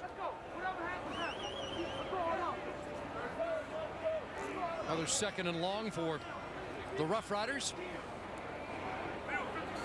And Jamel Richardson, a wide out to the far side of the field. Dressler hit the line with speed. Dressler the target. Dressler the catch. Dressler the first down at the Lion 40. This may be adjustment here from Jacques Chapdelaine on the Saskatchewan bench to see that the Lions are going to this linebacker to the middle safety rotation where Adam Bighill right at the top of your screen drops him back deep. So they go with Dressler over the middle. Tough for Ronnie Yell to track him in there because he's got to stay outside position with a safety in the middle to help him out. Bighill got a little too deep that time. So the Riders convert on 2nd and 15 and now 2nd and 10. Got something going, and Messam has another big hole, and he will rumble down inside the 20. This is the Jerome Messam everybody got excited about when he was the top Canadian on over 1,000 yards. Back-to-back 21-yard rushing. Got some help from the big boys up front. Again, he just has to make that edge guy miss. He does it this time by going inside a couple of steps and then breaking it up the field. 4 times this season, carries of over 20 yards now, and 2 have come here in the third quarter. 1st and 10. Give it right back to him, and he gets dragged down by that young defensive tackle, Michael Brooks. He's assumed some leadership, and well, he made a bold prediction this week too. Said they'd be 4-3 by the bye week. Yeah, which means they have to win 4 straight starting tonight. Means they have to win tonight. That was the tweet from Jerome Messam during the work week. Trying to do his part. 2nd and 7. Glenn throws open. Getzlaff. Touchdown.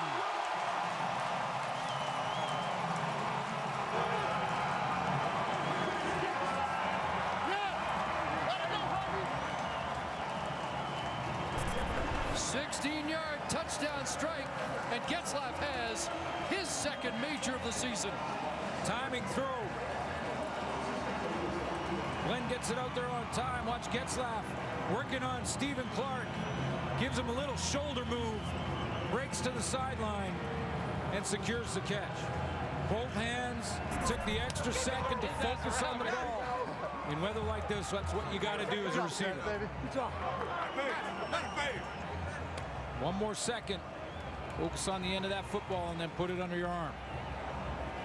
8 plays, 75 yards, and a couple of long 2nd down conversions. Getzlaff caps it to answer that quick Lion touchdown to open the third quarter.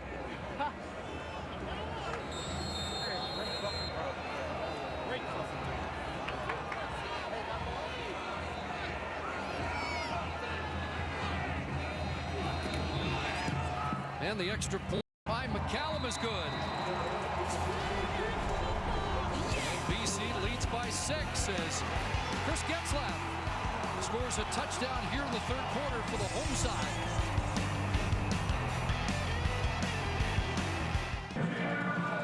Canada's men's rugby team faces Tonga in the Pacific Nations Cup. Live from Burnaby on July 24th.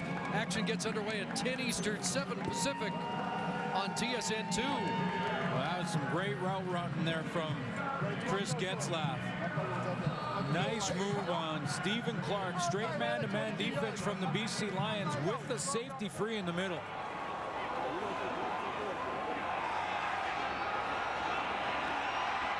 There's Murray Lawrence up to the 30. Dylan Ainsworth, who has been a beast on the teams with 6 special team tackles coming in, has another.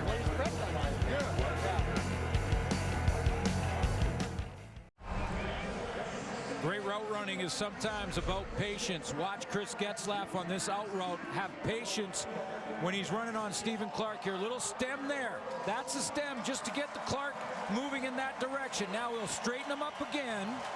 Patience here, little shoulder move, and then he breaks to the out. And look, he's got Stephen Clark on his horse falling backwards. 17-yard touchdown. Some pretty route running from Chris Getzlaff. Back to work go the Lions, starting at their 30. And the long out incomplete, intended there for Sean Gore. Hollins there defensively, and again, no Tristan Jackson in the second half in the secondary for the Roughriders. Tyree Hollins is learning on the fly, and he's picking this game up quickly. The Canadian version out of Grambling. Played last week, had a couple of knockdowns. The Lions tested him, had 10 tackles, and makes a big hit there. Looks a little fired up, too. Got that game face going. Yeah, man. I see you, Tyree. 2nd and 10. Lule's misfired on 6 straight. He's going to unload deep.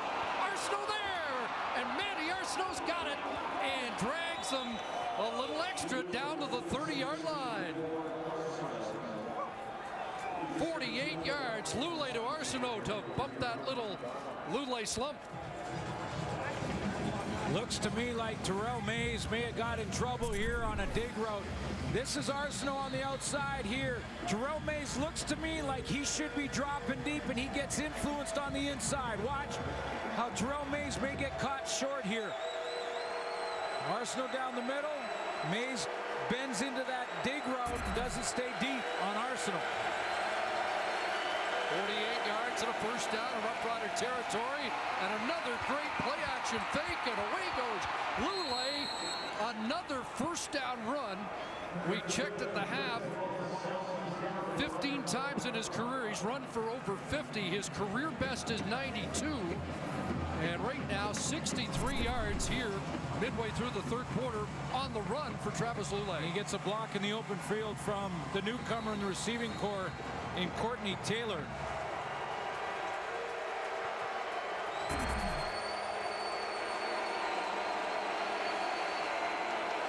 Lions trying to answer right back. First down.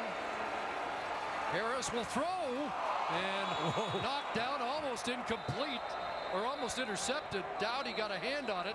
Flag down, and is that 2 forward passes on the same play? They're going to talk about it. Well, it was a handoff and a throw.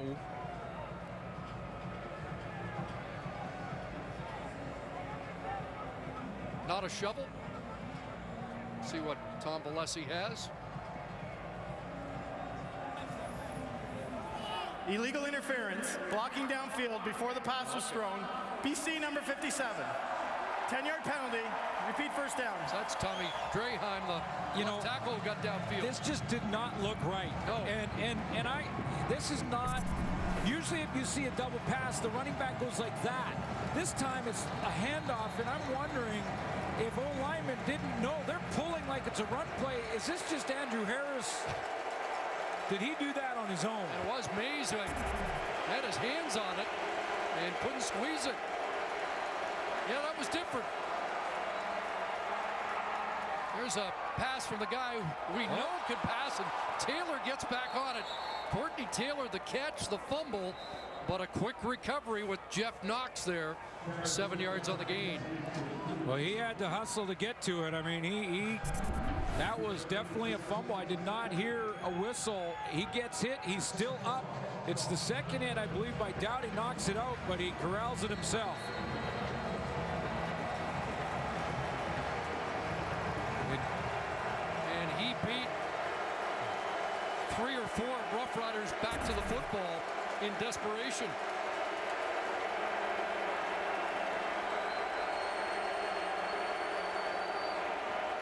Second and 13. Corner route, incomplete. Intended for Gord. A flag flies on Michael Carter, who has replaced Tristan Jackson on the corner. Well, let's take a look. I know there was contact down there. It depends on who initiated it. First of all, one of the two BC Defensive pass interference. Saskatchewan number 22. Point of foul, automatic, first down. It will be on Michael Carter. One of the BC Lion receivers here ran the wrong route because you don't end up two that close together. There he is on the corner. Remember, Tristan Jackson injured early in this football game. You'll never see two receivers that close together, so one of them ran the wrong route, and they're bailed out by the penalty. Spotted just inside the 5. It's a 17-yard penalty. It's first and goal. And Andrew Harris not going anywhere. There's the game face of Tyree Hollins once again. Well, one of the issues for the Riders over this 3-game losing streak has been their defense can't get the stop when they really need it. Right now, they really need it. Is it Tyree Hollins that gets things going for him? Help there from Jake Dowdy. 8th play of the drive upcoming.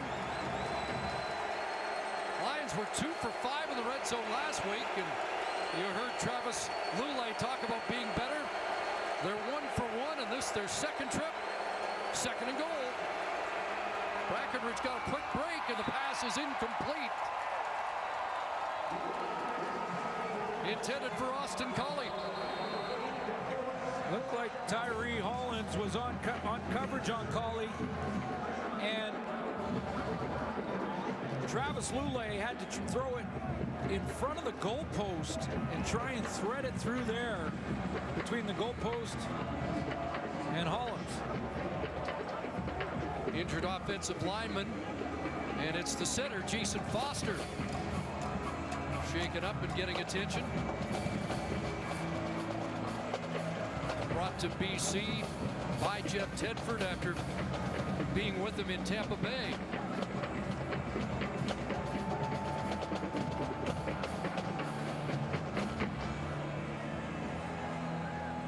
And there have been some injury issues on that offensive line with Cameron Thorne warming up.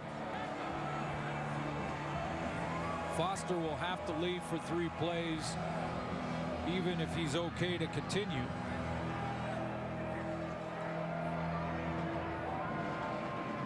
So Foster getting helped up. Hunter Stewart on the 6th game. Not much weight, if any, on that left leg.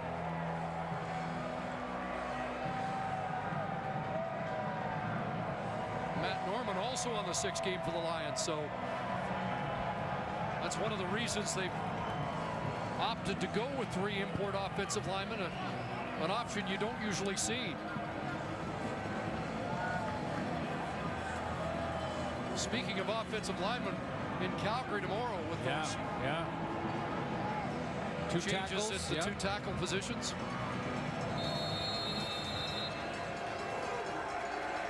So Leonia, short 15-yard attempt, 14 make it. And he lines that one through. So they settle for 3 and lead by 9.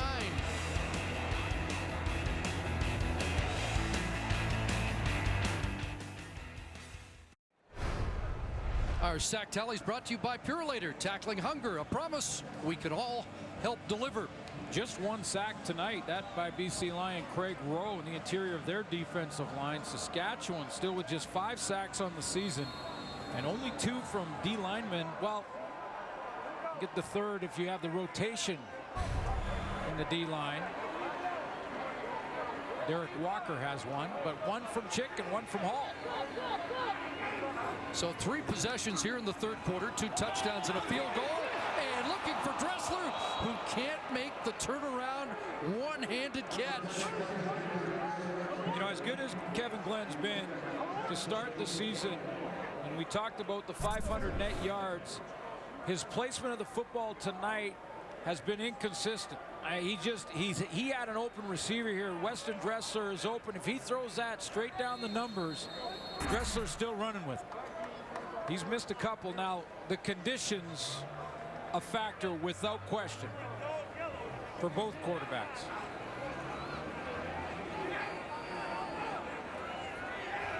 Second and 10.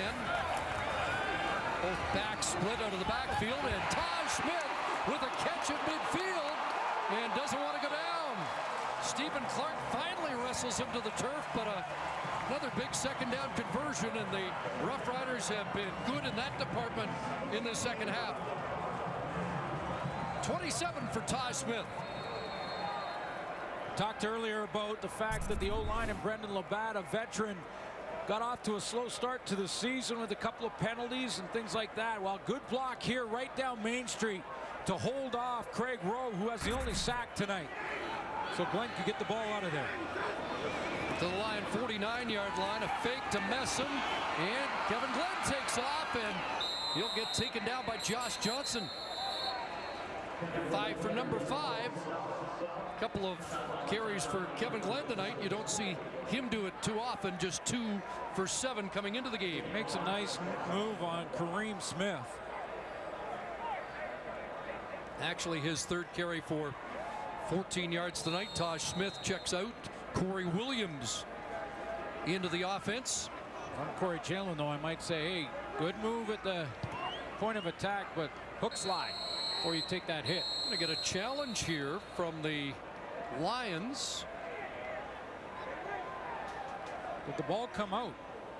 That's what Jeff Tedford must be challenging.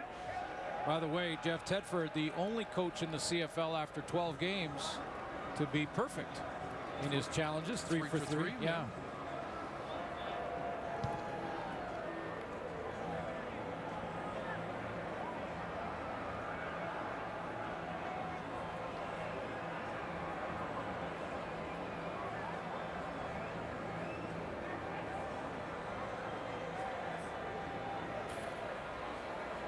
BC is challenging the Saskatchewan fumble before down by contact. We'll review the play.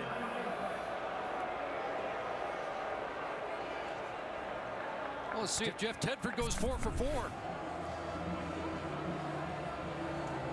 Didn't see the ball hit the ground, but there was really no reaction from BC. Oh. So the ball was out, and was recovered right away. Is there a direct recovery?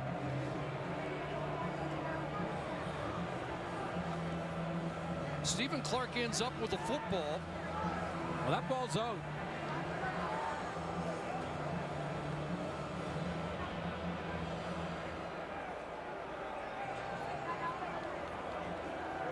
I'm looking at the right knee.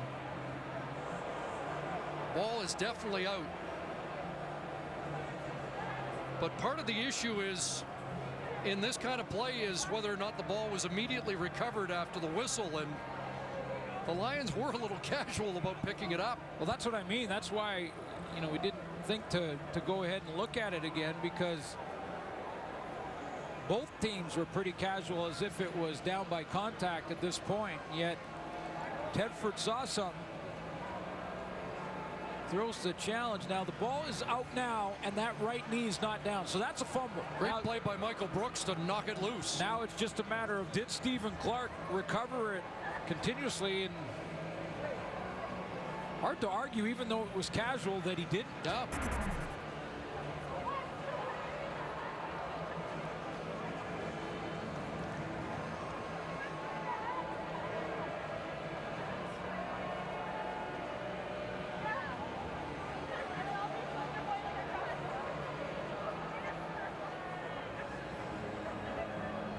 One turnover apiece so far tonight,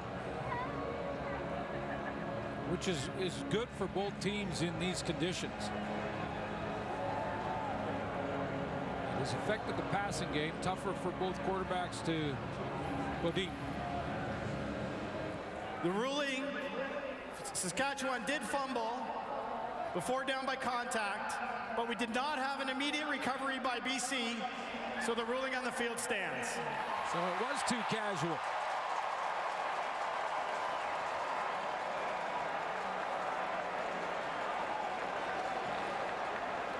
I'm not sure why that rule's in place as it is. Well, because if the play is dead, basically, and no one picks up the football, then how can you give it? If he'd fielded it cleanly right there, it probably would have gone over. Exactly. But he was too casual to reach back to it after is the ruling.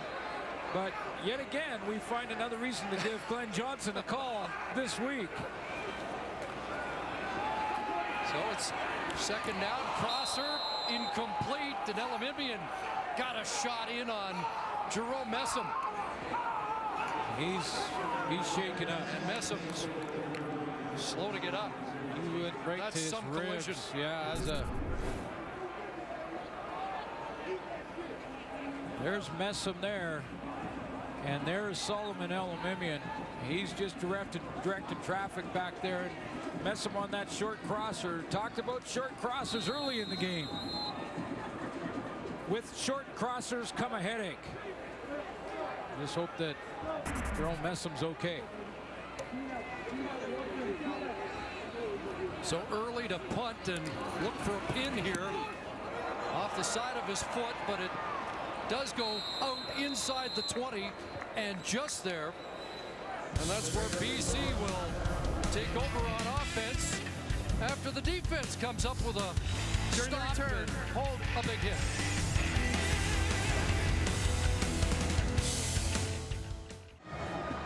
Travis Lulay getting set to go back to work, and we're going back to the sidelines. Lee Jones. The fantastic finish last week wasn't the only good story Travis Lulay had. After the game, his wife came up to him and said, "I caught the football." The football. In fact, after the touchdown, Emmanuel Arsenault threw the ball as hard as he could into the stands. It hit Travis Lulay's mother-in-law and landed in the seat in front of his wife, Kim Lulay. She picked up the football and, of course, took it home. Travis said, "You wouldn't believe it if you saw it in a book or in a Hollywood movie," but no doubt he is keeping that football, and it will hold a special place somewhere in his home. So they both got game balls, and Travis was actually a little envious because his wasn't a game ball used in the game. His wife's was authentic, the real deal. And the mother-in-law's got to work on her hands, clearly. Lulay's got some work to do. Just 2 of his last 9. 10 of 18 in the game for 115 and a touchdown. But they're backed up after a holding penalty on that kick. Harris trying to get that yardage back. And he does. Terrius George with the tackle, but Andrew Harris out for 10. 75 rushing yards for Harris. We'll give him 9 3/4 there. He's about a foot short of the first down, 2nd and inches.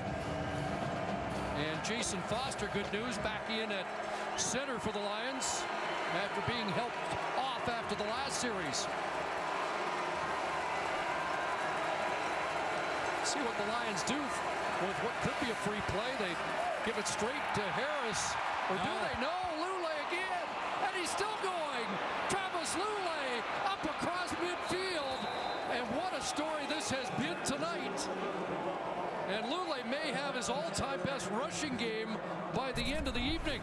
It's a story with 2 chapters. The first chapter is how many times he has done this on the play fake. And he established Andrew Harris early.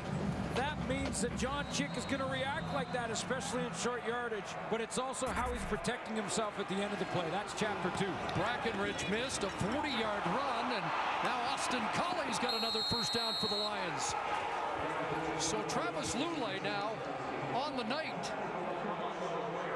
The play is fake, over 100 yards rushing. The play fake, Chris, from Travis Lulay is worth another look. And just how it influences the defense. Look at him ride the stomach. John Chick crashes down hard on Andrew Harris, who doesn't have the football. First career 100-yard rushing game for Lulay in the CFL. This time it is Harris. He gets outside and on the ground. They're chewing up the yardage. Another first down for Andrew Harris. When you have the zone read play like that rolling, the defensive ends are always wrong. They crash down on one play, the quarterback pulls it.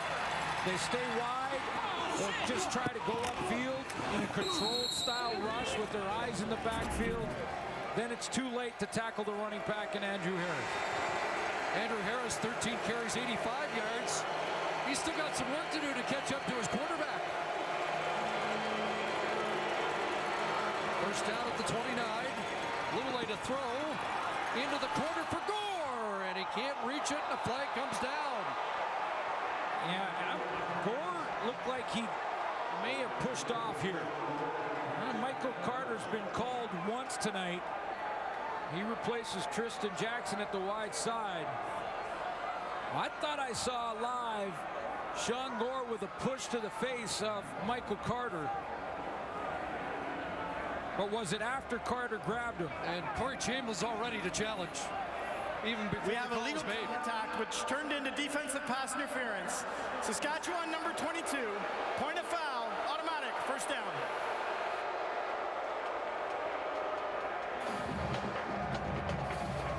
And there's the challenge. Yeah, he just...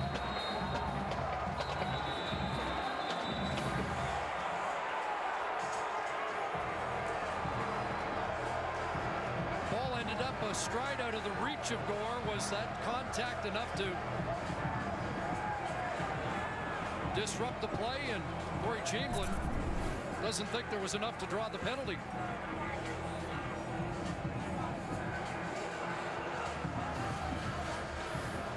Saskatchewan is challenging that there wasn't defensive pass interference on the play. We'll review the play. You saw Gore extend his arm, and there's a contact. Boy, that's awfully incidental. No, yeah. This one, we've seen a lot of close ones. We've seen a lot that could go either way. I would say when you look at that play, the offense gives a little push, a little hand fighting from Michael Carter. To me, that's not pass interference.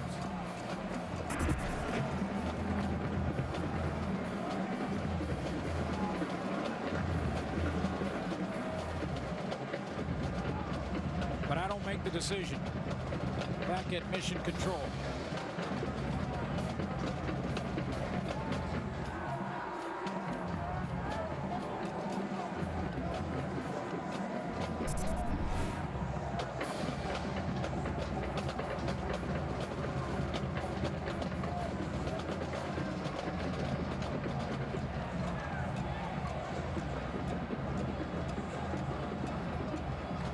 So is that, they said illegal contact, which became pass interference. Could that be ruled just illegal contact with the slight push? Became pass interference when the ball was thrown to him.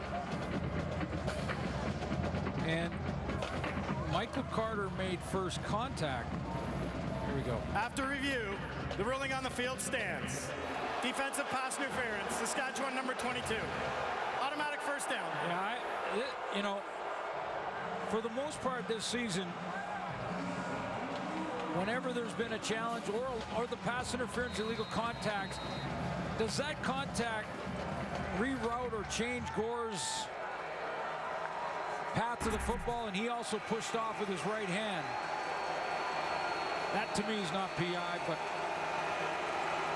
still finding their way on that. At the 2, first and goal, and the pass for Lambala incomplete. Final play of the third quarter. It was interesting with both teams scoring touchdowns on their first possession. We head to the fourth. It's a 9-point BC lead.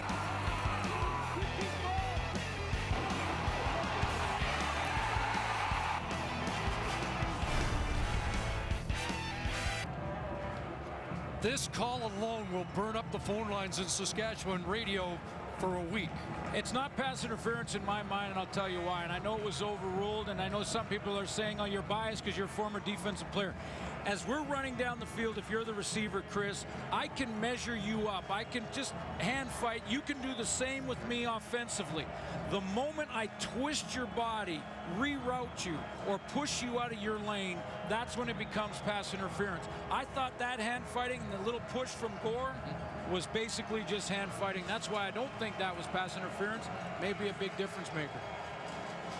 I think there's a lot of fans, even ones not wearing green and white, that agree with you.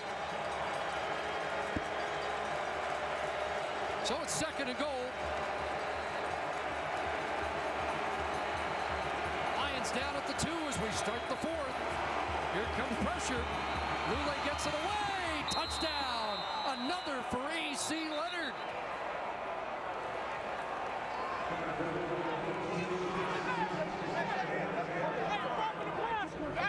Two-yard touchdown pass, a flag in the backfield. Looks like it's going against the Riders. Flag going to be roughing the passer, I believe. Come on, let's go. Yeah!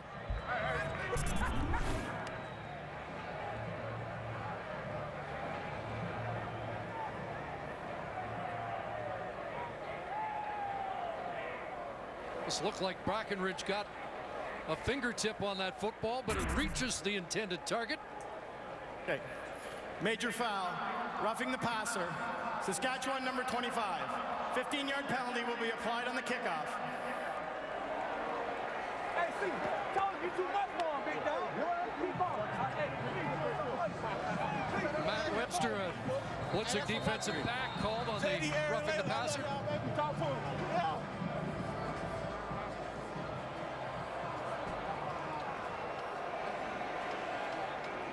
And Leone adds the extra point. So they scored on their first possession of the third quarter, and they score here in the opening minute of the fourth quarter, and the BC Lions have a 16-point lead.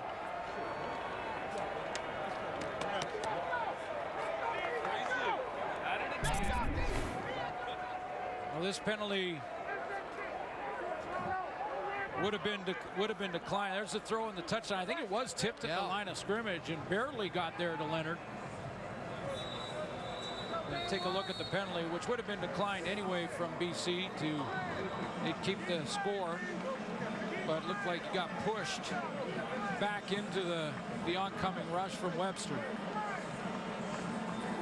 3 drives in the second half. They get into the red zone 3 times and have a pair of touchdowns and a field goal. And the Riders' hole gets even deeper. But the big play on the drive prior to the penalty was Travis Lulay running 40 yards. Kahari Jones said that was good. And I bet he was talking about that run. Leone keeping it in play. Dressler out of the end zone after that penalty, moved up the kickoff point. Due to my demonstration on pass interference, at least my theory on it. We didn't get to the stats after 3, and there they are. BC Lions with 19 first downs, 300 total yards, and that 500-yard mark for Saskatchewan. And the penalties now become an issue, especially after the last call. 149 yards for the Roughriders.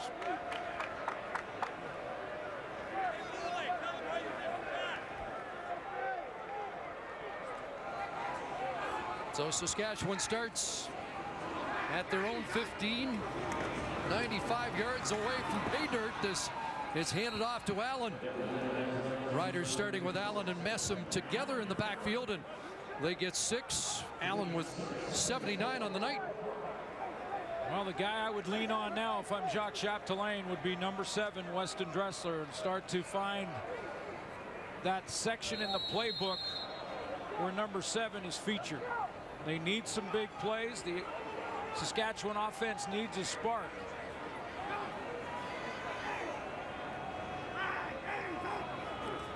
Elimimian on the blitz over the middle, pass caught, Getzlaff's got it, and a first down up at the 35 with Stephen Clark on his back.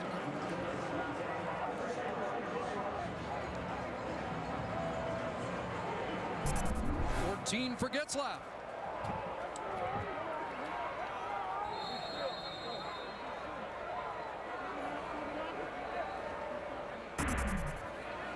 Starting to call the plays on the line of scrimmage, try and get as many offensive plays in as you can.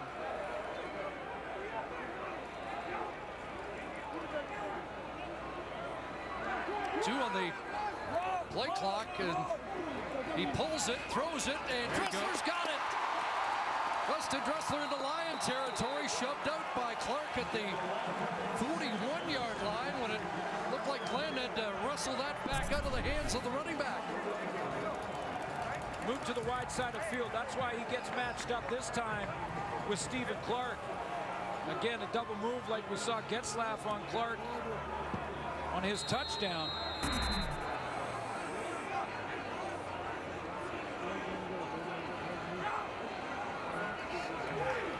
So 29 to Dressler, a first down in Lion territory. Glenn out of the backfield, and Messam can't hold on. 2nd and 10. Thrown to the opposite side. Tough for him to get down there to get that one, but good to see Jerome Messam back in the game. Late in the third quarter, he took a hit from Solomon Elimimian right underneath his shoulder and had to leave the game with the trainers, and he looks okay. Riders have been victimized by fourth quarter comebacks so far this year, trying to author one of their own. First time without a fourth quarter lead, at least so far. 2nd and 10. Glenn bouncing around in the pocket, now throws complete. And Jamel Richardson has the catch. He'll be short of the first down. First catch for Jamel Richardson. Catch number 599 in his career. Comes back to the ball nicely here. Surprising that it's his first catch tonight, considering he was a target 21 times in the first 3 games for Kevin Glenn. Big team comes on. 3rd and 1. And the Roughriders have to go for it. In fact, this is a longer gamble than the 2 that were much talked about last week in BC, both under a yard. This one looks like a yard and a half. But a very different circumstance. No question. Score, yeah. So Brett Smith is in. Matthew Rea, the fullback. They empty it, and they hand it to Dressler, and he's got it.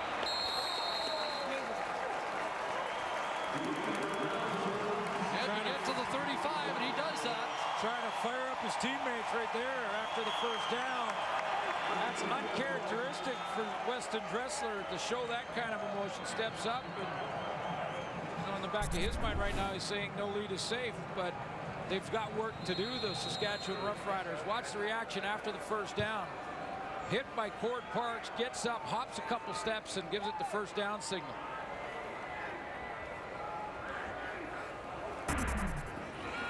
Glenn will pump one way, looks the other, and Dressler can't pull it off his shoe tops. Once again, they're in 2nd and 10. Lions. Good coverage in the back end from the Lions there. It looked like they wanted to, Saskatchewan wanted to double move. I believe it was Cord Parks who shut the door on it. 8th play upcoming. 2nd and 10 at the BC 35.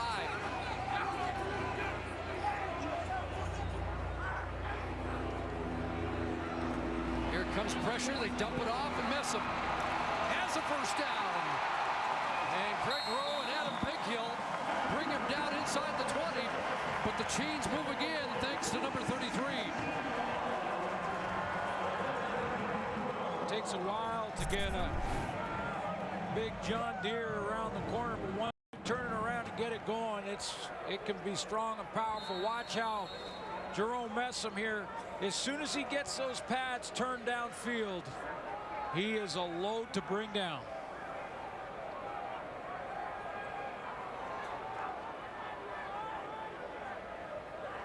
$17 and a first down. Back to Messam straight ahead. And brought down by Elimimian along with David Menard for 3. Just seems the second half they've been getting into 2nd and long and converting. This is another big one. One of the biggest, if not the biggest, for Jacques Chapdelaine, and you can hear the tension in Mosaic Stadium because there is no sound.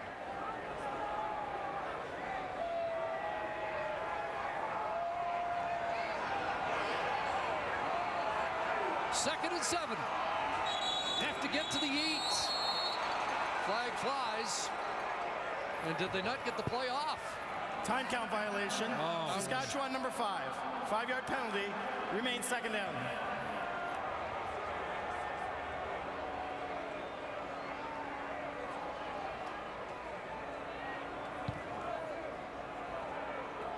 So 2nd and 12 back at the 20.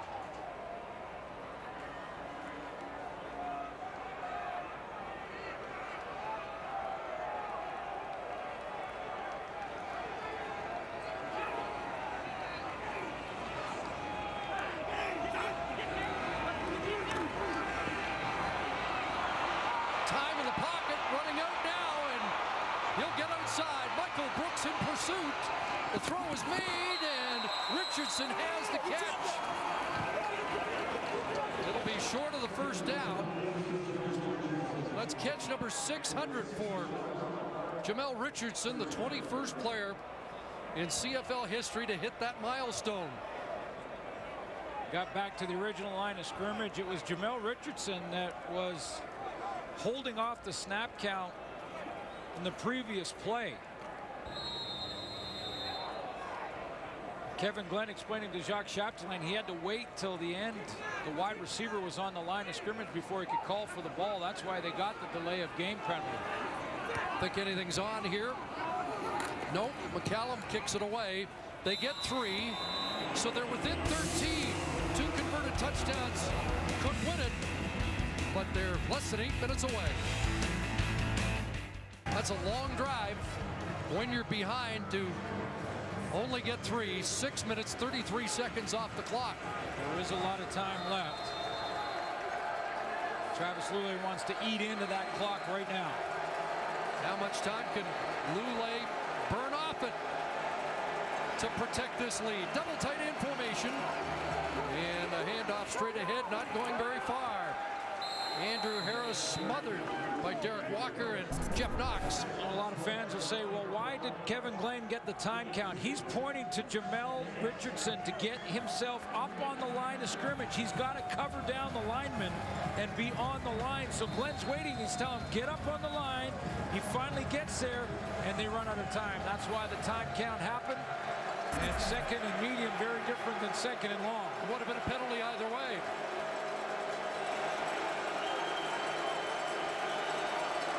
Second and 8.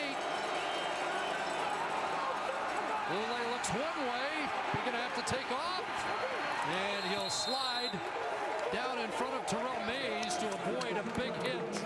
It will be a 2 and out, which is what the home side needed.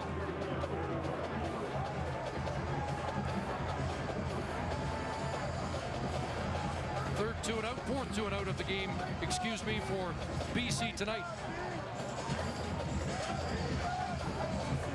2 and outs down on average across the league this year compared to previous seasons. Just thinking the conventional move was to kick the field goal. Just thinking in a 16-point spread, would there have been a thought of staying out, trying to get the touchdown, 2 touchdowns, 2 two-point converts? We've seen 2 touchdowns scored inside of 3 minutes. I think at 7:55. Lots of time, you're saying. Whoa, they went for the block and just missed. Leone gets it away, 49-yard punt. Dressler will skip out at the 33, and it was Spencer Moore who almost blocked it. But Leone gets it away to avoid a disaster here on the team for BC.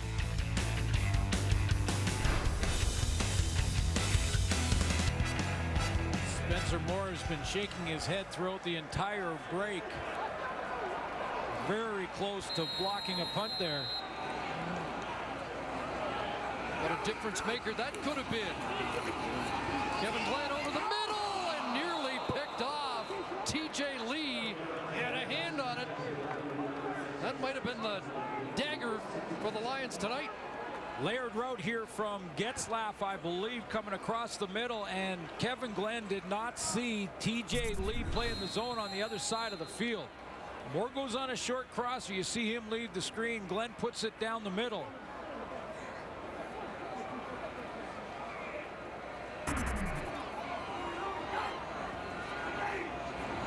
Second and 10. Big Hill up on the line. He'll drop. David Bernard on the rush. Underneath it goes and Messam. And Jerome Messam moves the chains again. Let's go back to the special teams play where Spencer Moore almost blocks a punt. It looks to me like he's trying to avoid contacting the kicker, but he's so clean. If he touches the ball, he can go straight into Leone and actually make contact. As long as he makes contact with the ball, he avoids contacting them, tries to reach for it, and all through the break, he was kicking himself for it. 13 for Messam, a first down, and underneath it goes Corey Williams, and Adam Big Hill's such a sure tackler, not letting him by. 5 for Williams. Interesting talking to Kevin Glenn about facing Elimimian and Big Hill, 2 players he has such admiration for. Talked about other great linebacking combinations like Edmonton's A.J. Gass and Singor Mobley he made comparisons to. Said he has some keys on him. He knows what they do, just doesn't know when it's coming. 2nd and 5. And a pass complete. Dressler's got a first down. Shoved out by Lee. That matchup you've been watching tonight, Suits, continues. Yeah, and I'm a little surprised the Riders haven't gone to it more often on the short side of the field. Again, just a little stutter step there from Dressler. Freezes T.J. Lee. No rain in this 4th quarter. Kevin Glenn could also take a couple shots deep, which we haven't seen much of. 4th catch for Dressler. He has 94 yards on the night. First down, Roughriders. Will fake over the middle. Dressler's got another catch, and he has another 100-yard game. 2nd of the season, both against the Lions, 23rd of his career. Sense of urgency now, obviously, for Saskatchewan. 4 minutes left in regulation time.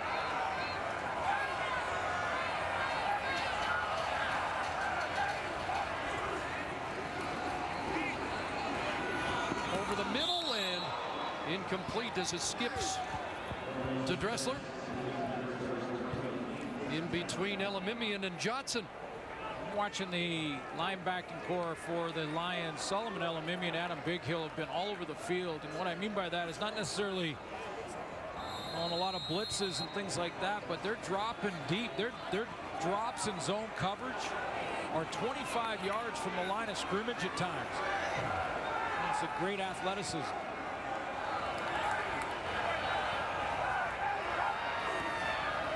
Second and 10. Pressure on, and down he goes. Alex Bazzi has his first sack of the season.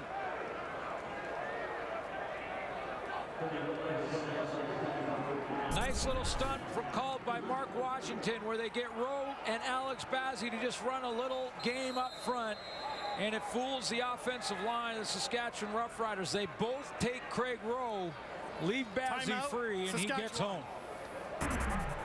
Second sack of the game for the Lions.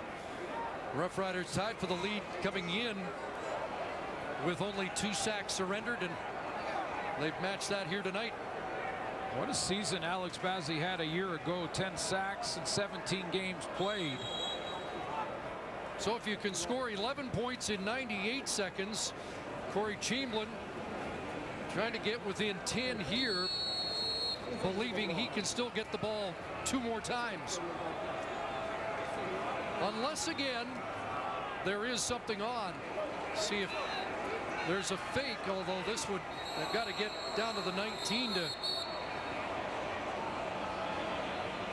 convert on 3rd down. And what's the flag?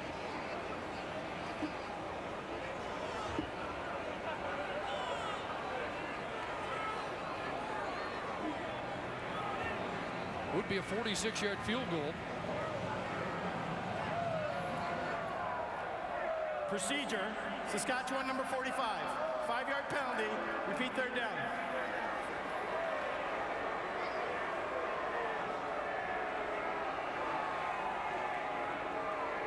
Kwesi Antwi called on the procedure.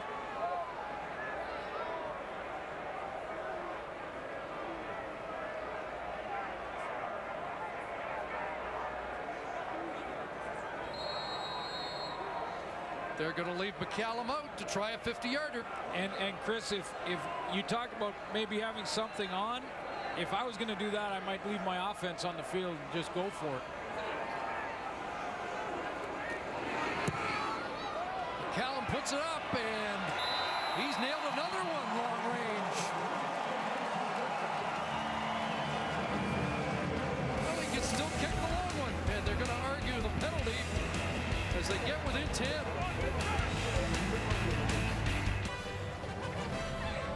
TFC fans here getting excited. Well, Travis Lule has the game in his hands right now. If he can run this clock down, methodically move down the field here, game over. Interesting stat line for Lule. 127 passing, 105 running the football tonight. Protecting a 13-point lead, and Ryder jump, no flag. And Harris to the 40 gets 5. It was Alex Hall, and he got back. A little flinch, but got back on side. 2nd and 5 when we come back as the benches get the 3-minute warning at Mosaic. Well, Gaynor doesn't like the scoreboard, but apparently likes the all Dresslers. Those Dresslers or those Darian Durant's? Well, Durant's on it. The double D chip. The double D. 2:35 of the clock rolling here. 2nd and 5, and if the Roughriders are to stage a dramatic Alabisi Lion comeback, they likely need a stop right here. Right now. Manny Arsenault.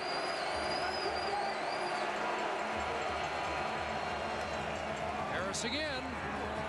And nothing doing. Stopped right at the line of scrimmage. Stopped by Jake Dowdy, Alex Hall. As the defense stiffens and provides the 5th 2 and out back to back. I was thinking they had Manny Arsenault one-on-one on the short side of the field, but I like the call from Jeff Tedford and from the BC bench. Keep the ball on the ground, and if the Riders make a dramatic comeback, you're going to make them earn it with the long field. They need to score twice. Dressler awaits the Leone punt. Pressure on again. Leone went down, no flag. And Dressler back at the 15. It was a 54-yard punt. Good cover as Bolacombo got down in a hurry. Unfortunately for Dressler, Chris, when you go for the block, it leaves your returner kind of on his own. The idea is to sell out for the block and not go back in the blocking and look for a return. So long field for Kevin Glenn.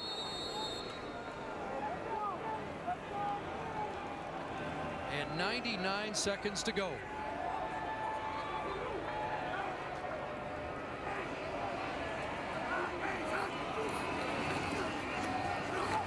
Shot. Gonna go deep. He's got Jamal Richardson in behind coverage and out at the 38-yard line. That's a big chunk, and they needed one. TJ Lee was a deep defender on the outside. He's going to drop back here, and it's Richardson down the rail. Gets caught. His feet in quicksand looking at Kevin Glenn too long. Kevin Glenn over 300, 49 for Richardson. His biggest play of the season.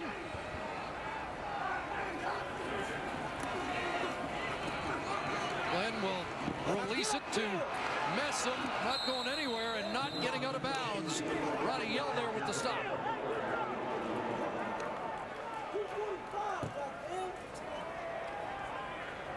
So a short gain, about 3 for Messam. 2nd and 7. 3 down football the rest of the way for Saskatchewan.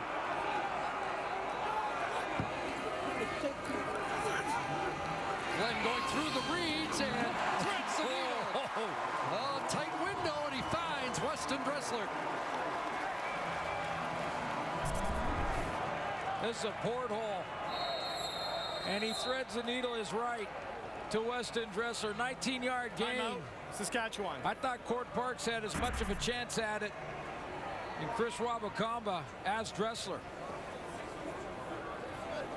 Using their timeout here, 70 seconds on the clock.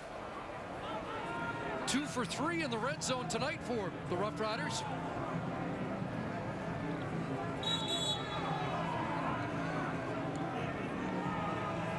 Most people thinking that right now, if you're a BC Lion fan or defensive coordinator, you're thinking they're going to try a shot for the end zone. I might just throw screen draw into the mix.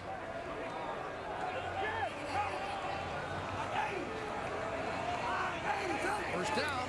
Gonna take the shot. Into the corner. And incomplete. Getzlaff nearly made a circus catch, and the Lions almost had a pick.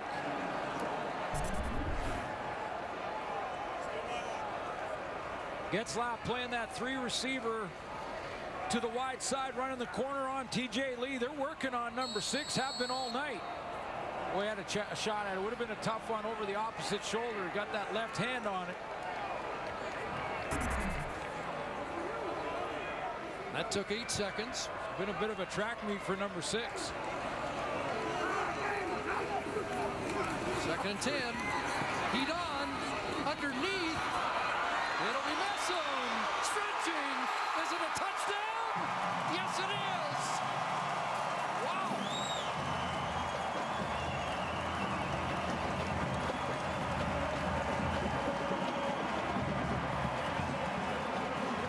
I'll get the onside kick team out there. And let's take another look. We'll have to confirm whether or not he is in without touching down. Well, and so is the command center. And it looks like he's down. Well, it looks like he didn't make it. And that's going to cost them a little more time. Lining up. 6 points. They're lining up for the extra point, but all scoring plays under review. Looked like his knee and elbow were down by contact before the ball crossed the plane of the goal line. What a great effort by Jerome Messon. After review, the ball carrier was ruled down at the 1-yard line. Be 1st and goal. Spectacular effort, a la Anthony Coombs, but gravity might have taken over at 245 compared to what Coombs is. Heck of a play, though. Tremendous effort, but the correct call. Ball on the 1-yard line.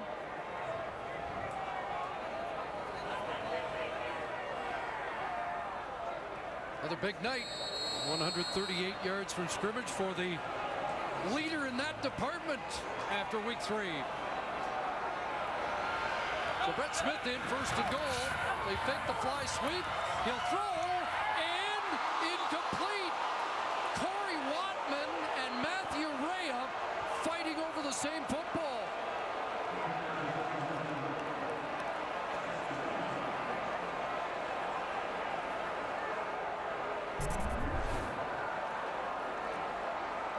Let's take a look. Play fake here.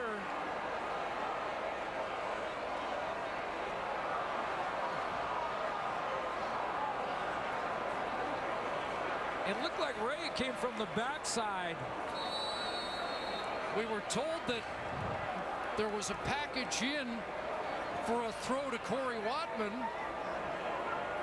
Matthew Rea thought there was a package in for him too. Not sure who the real intended target was. Now they're in. Anthony Allen took one more play, took a little more time off the clock. 36 seconds left.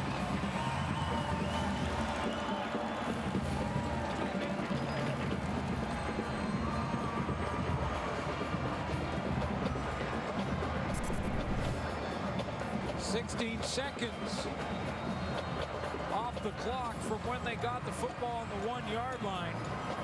The one play with the collision in the end zone took 16 seconds off. Now they kick the extra point. Second touchdown of the year for Anthony Allen. Big point.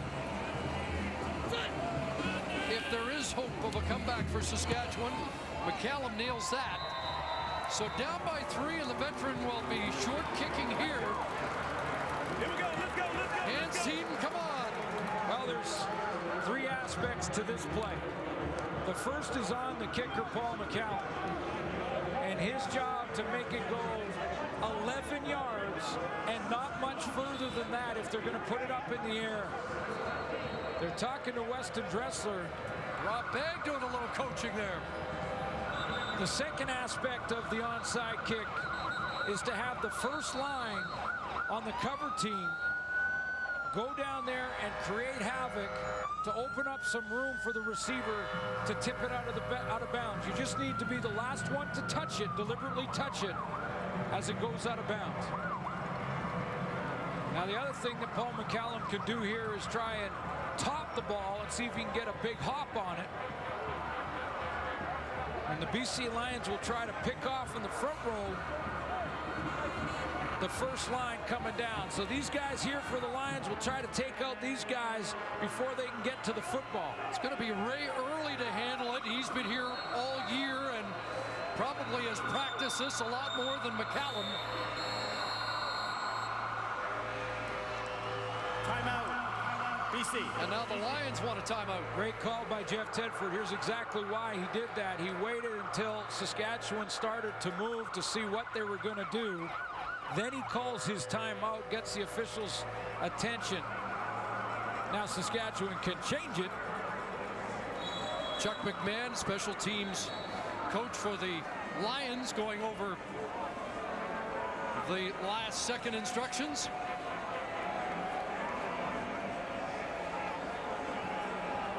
But I think you're bang on with why Paul McCallum's not taking this. Early has been here the entire time and has worked on this. Here we go.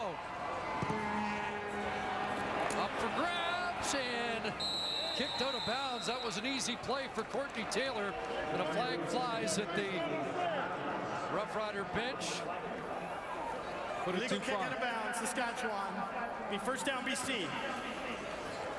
So Early, a little too strong, and Taylor really didn't even have to make a play. Yeah, you know, and I know that Ray Early, I think you're right, Chris. Ray Early would have been here the whole time, but I would have been tempted. I would have been tempted to look at Paul McCallum, the veteran of so many years, and has done that so many times. I mean, even though Early's practiced with the onside kick team, how much does that matter? All that matters is the accuracy on the kick, and he put it too far and out of bounds. Done a few short kicks in his career, but now the BC Lions will go into victory formation. And a team that had a lot of question marks early has answered a few of those questions in the last 2 weeks. The Nissan Titan Player of the Game, brought to you by Nissan, official vehicle of the CFL. Well, it was pouring rain in the first half. In fact, the first 3 quarters, tough to throw the ball.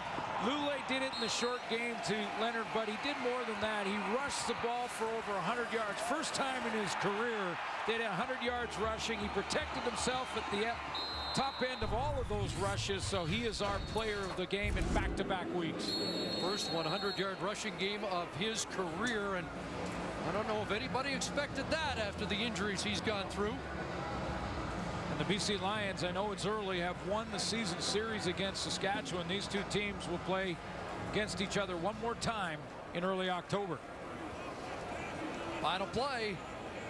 And they might be singing Lule again tonight in the BC Lion dressing room. Jeff Tedford caps the sweep of the Riders here in the back-to-back series early in the season. So BC goes to 2-1, and the Saskatchewan Roughriders now 0-4. 3 of the 4 losses at home, 3 of the 4 losses against the West Division. The comeback falls short, 27-24 BC. So long from Mosaic. SportsCenter is next.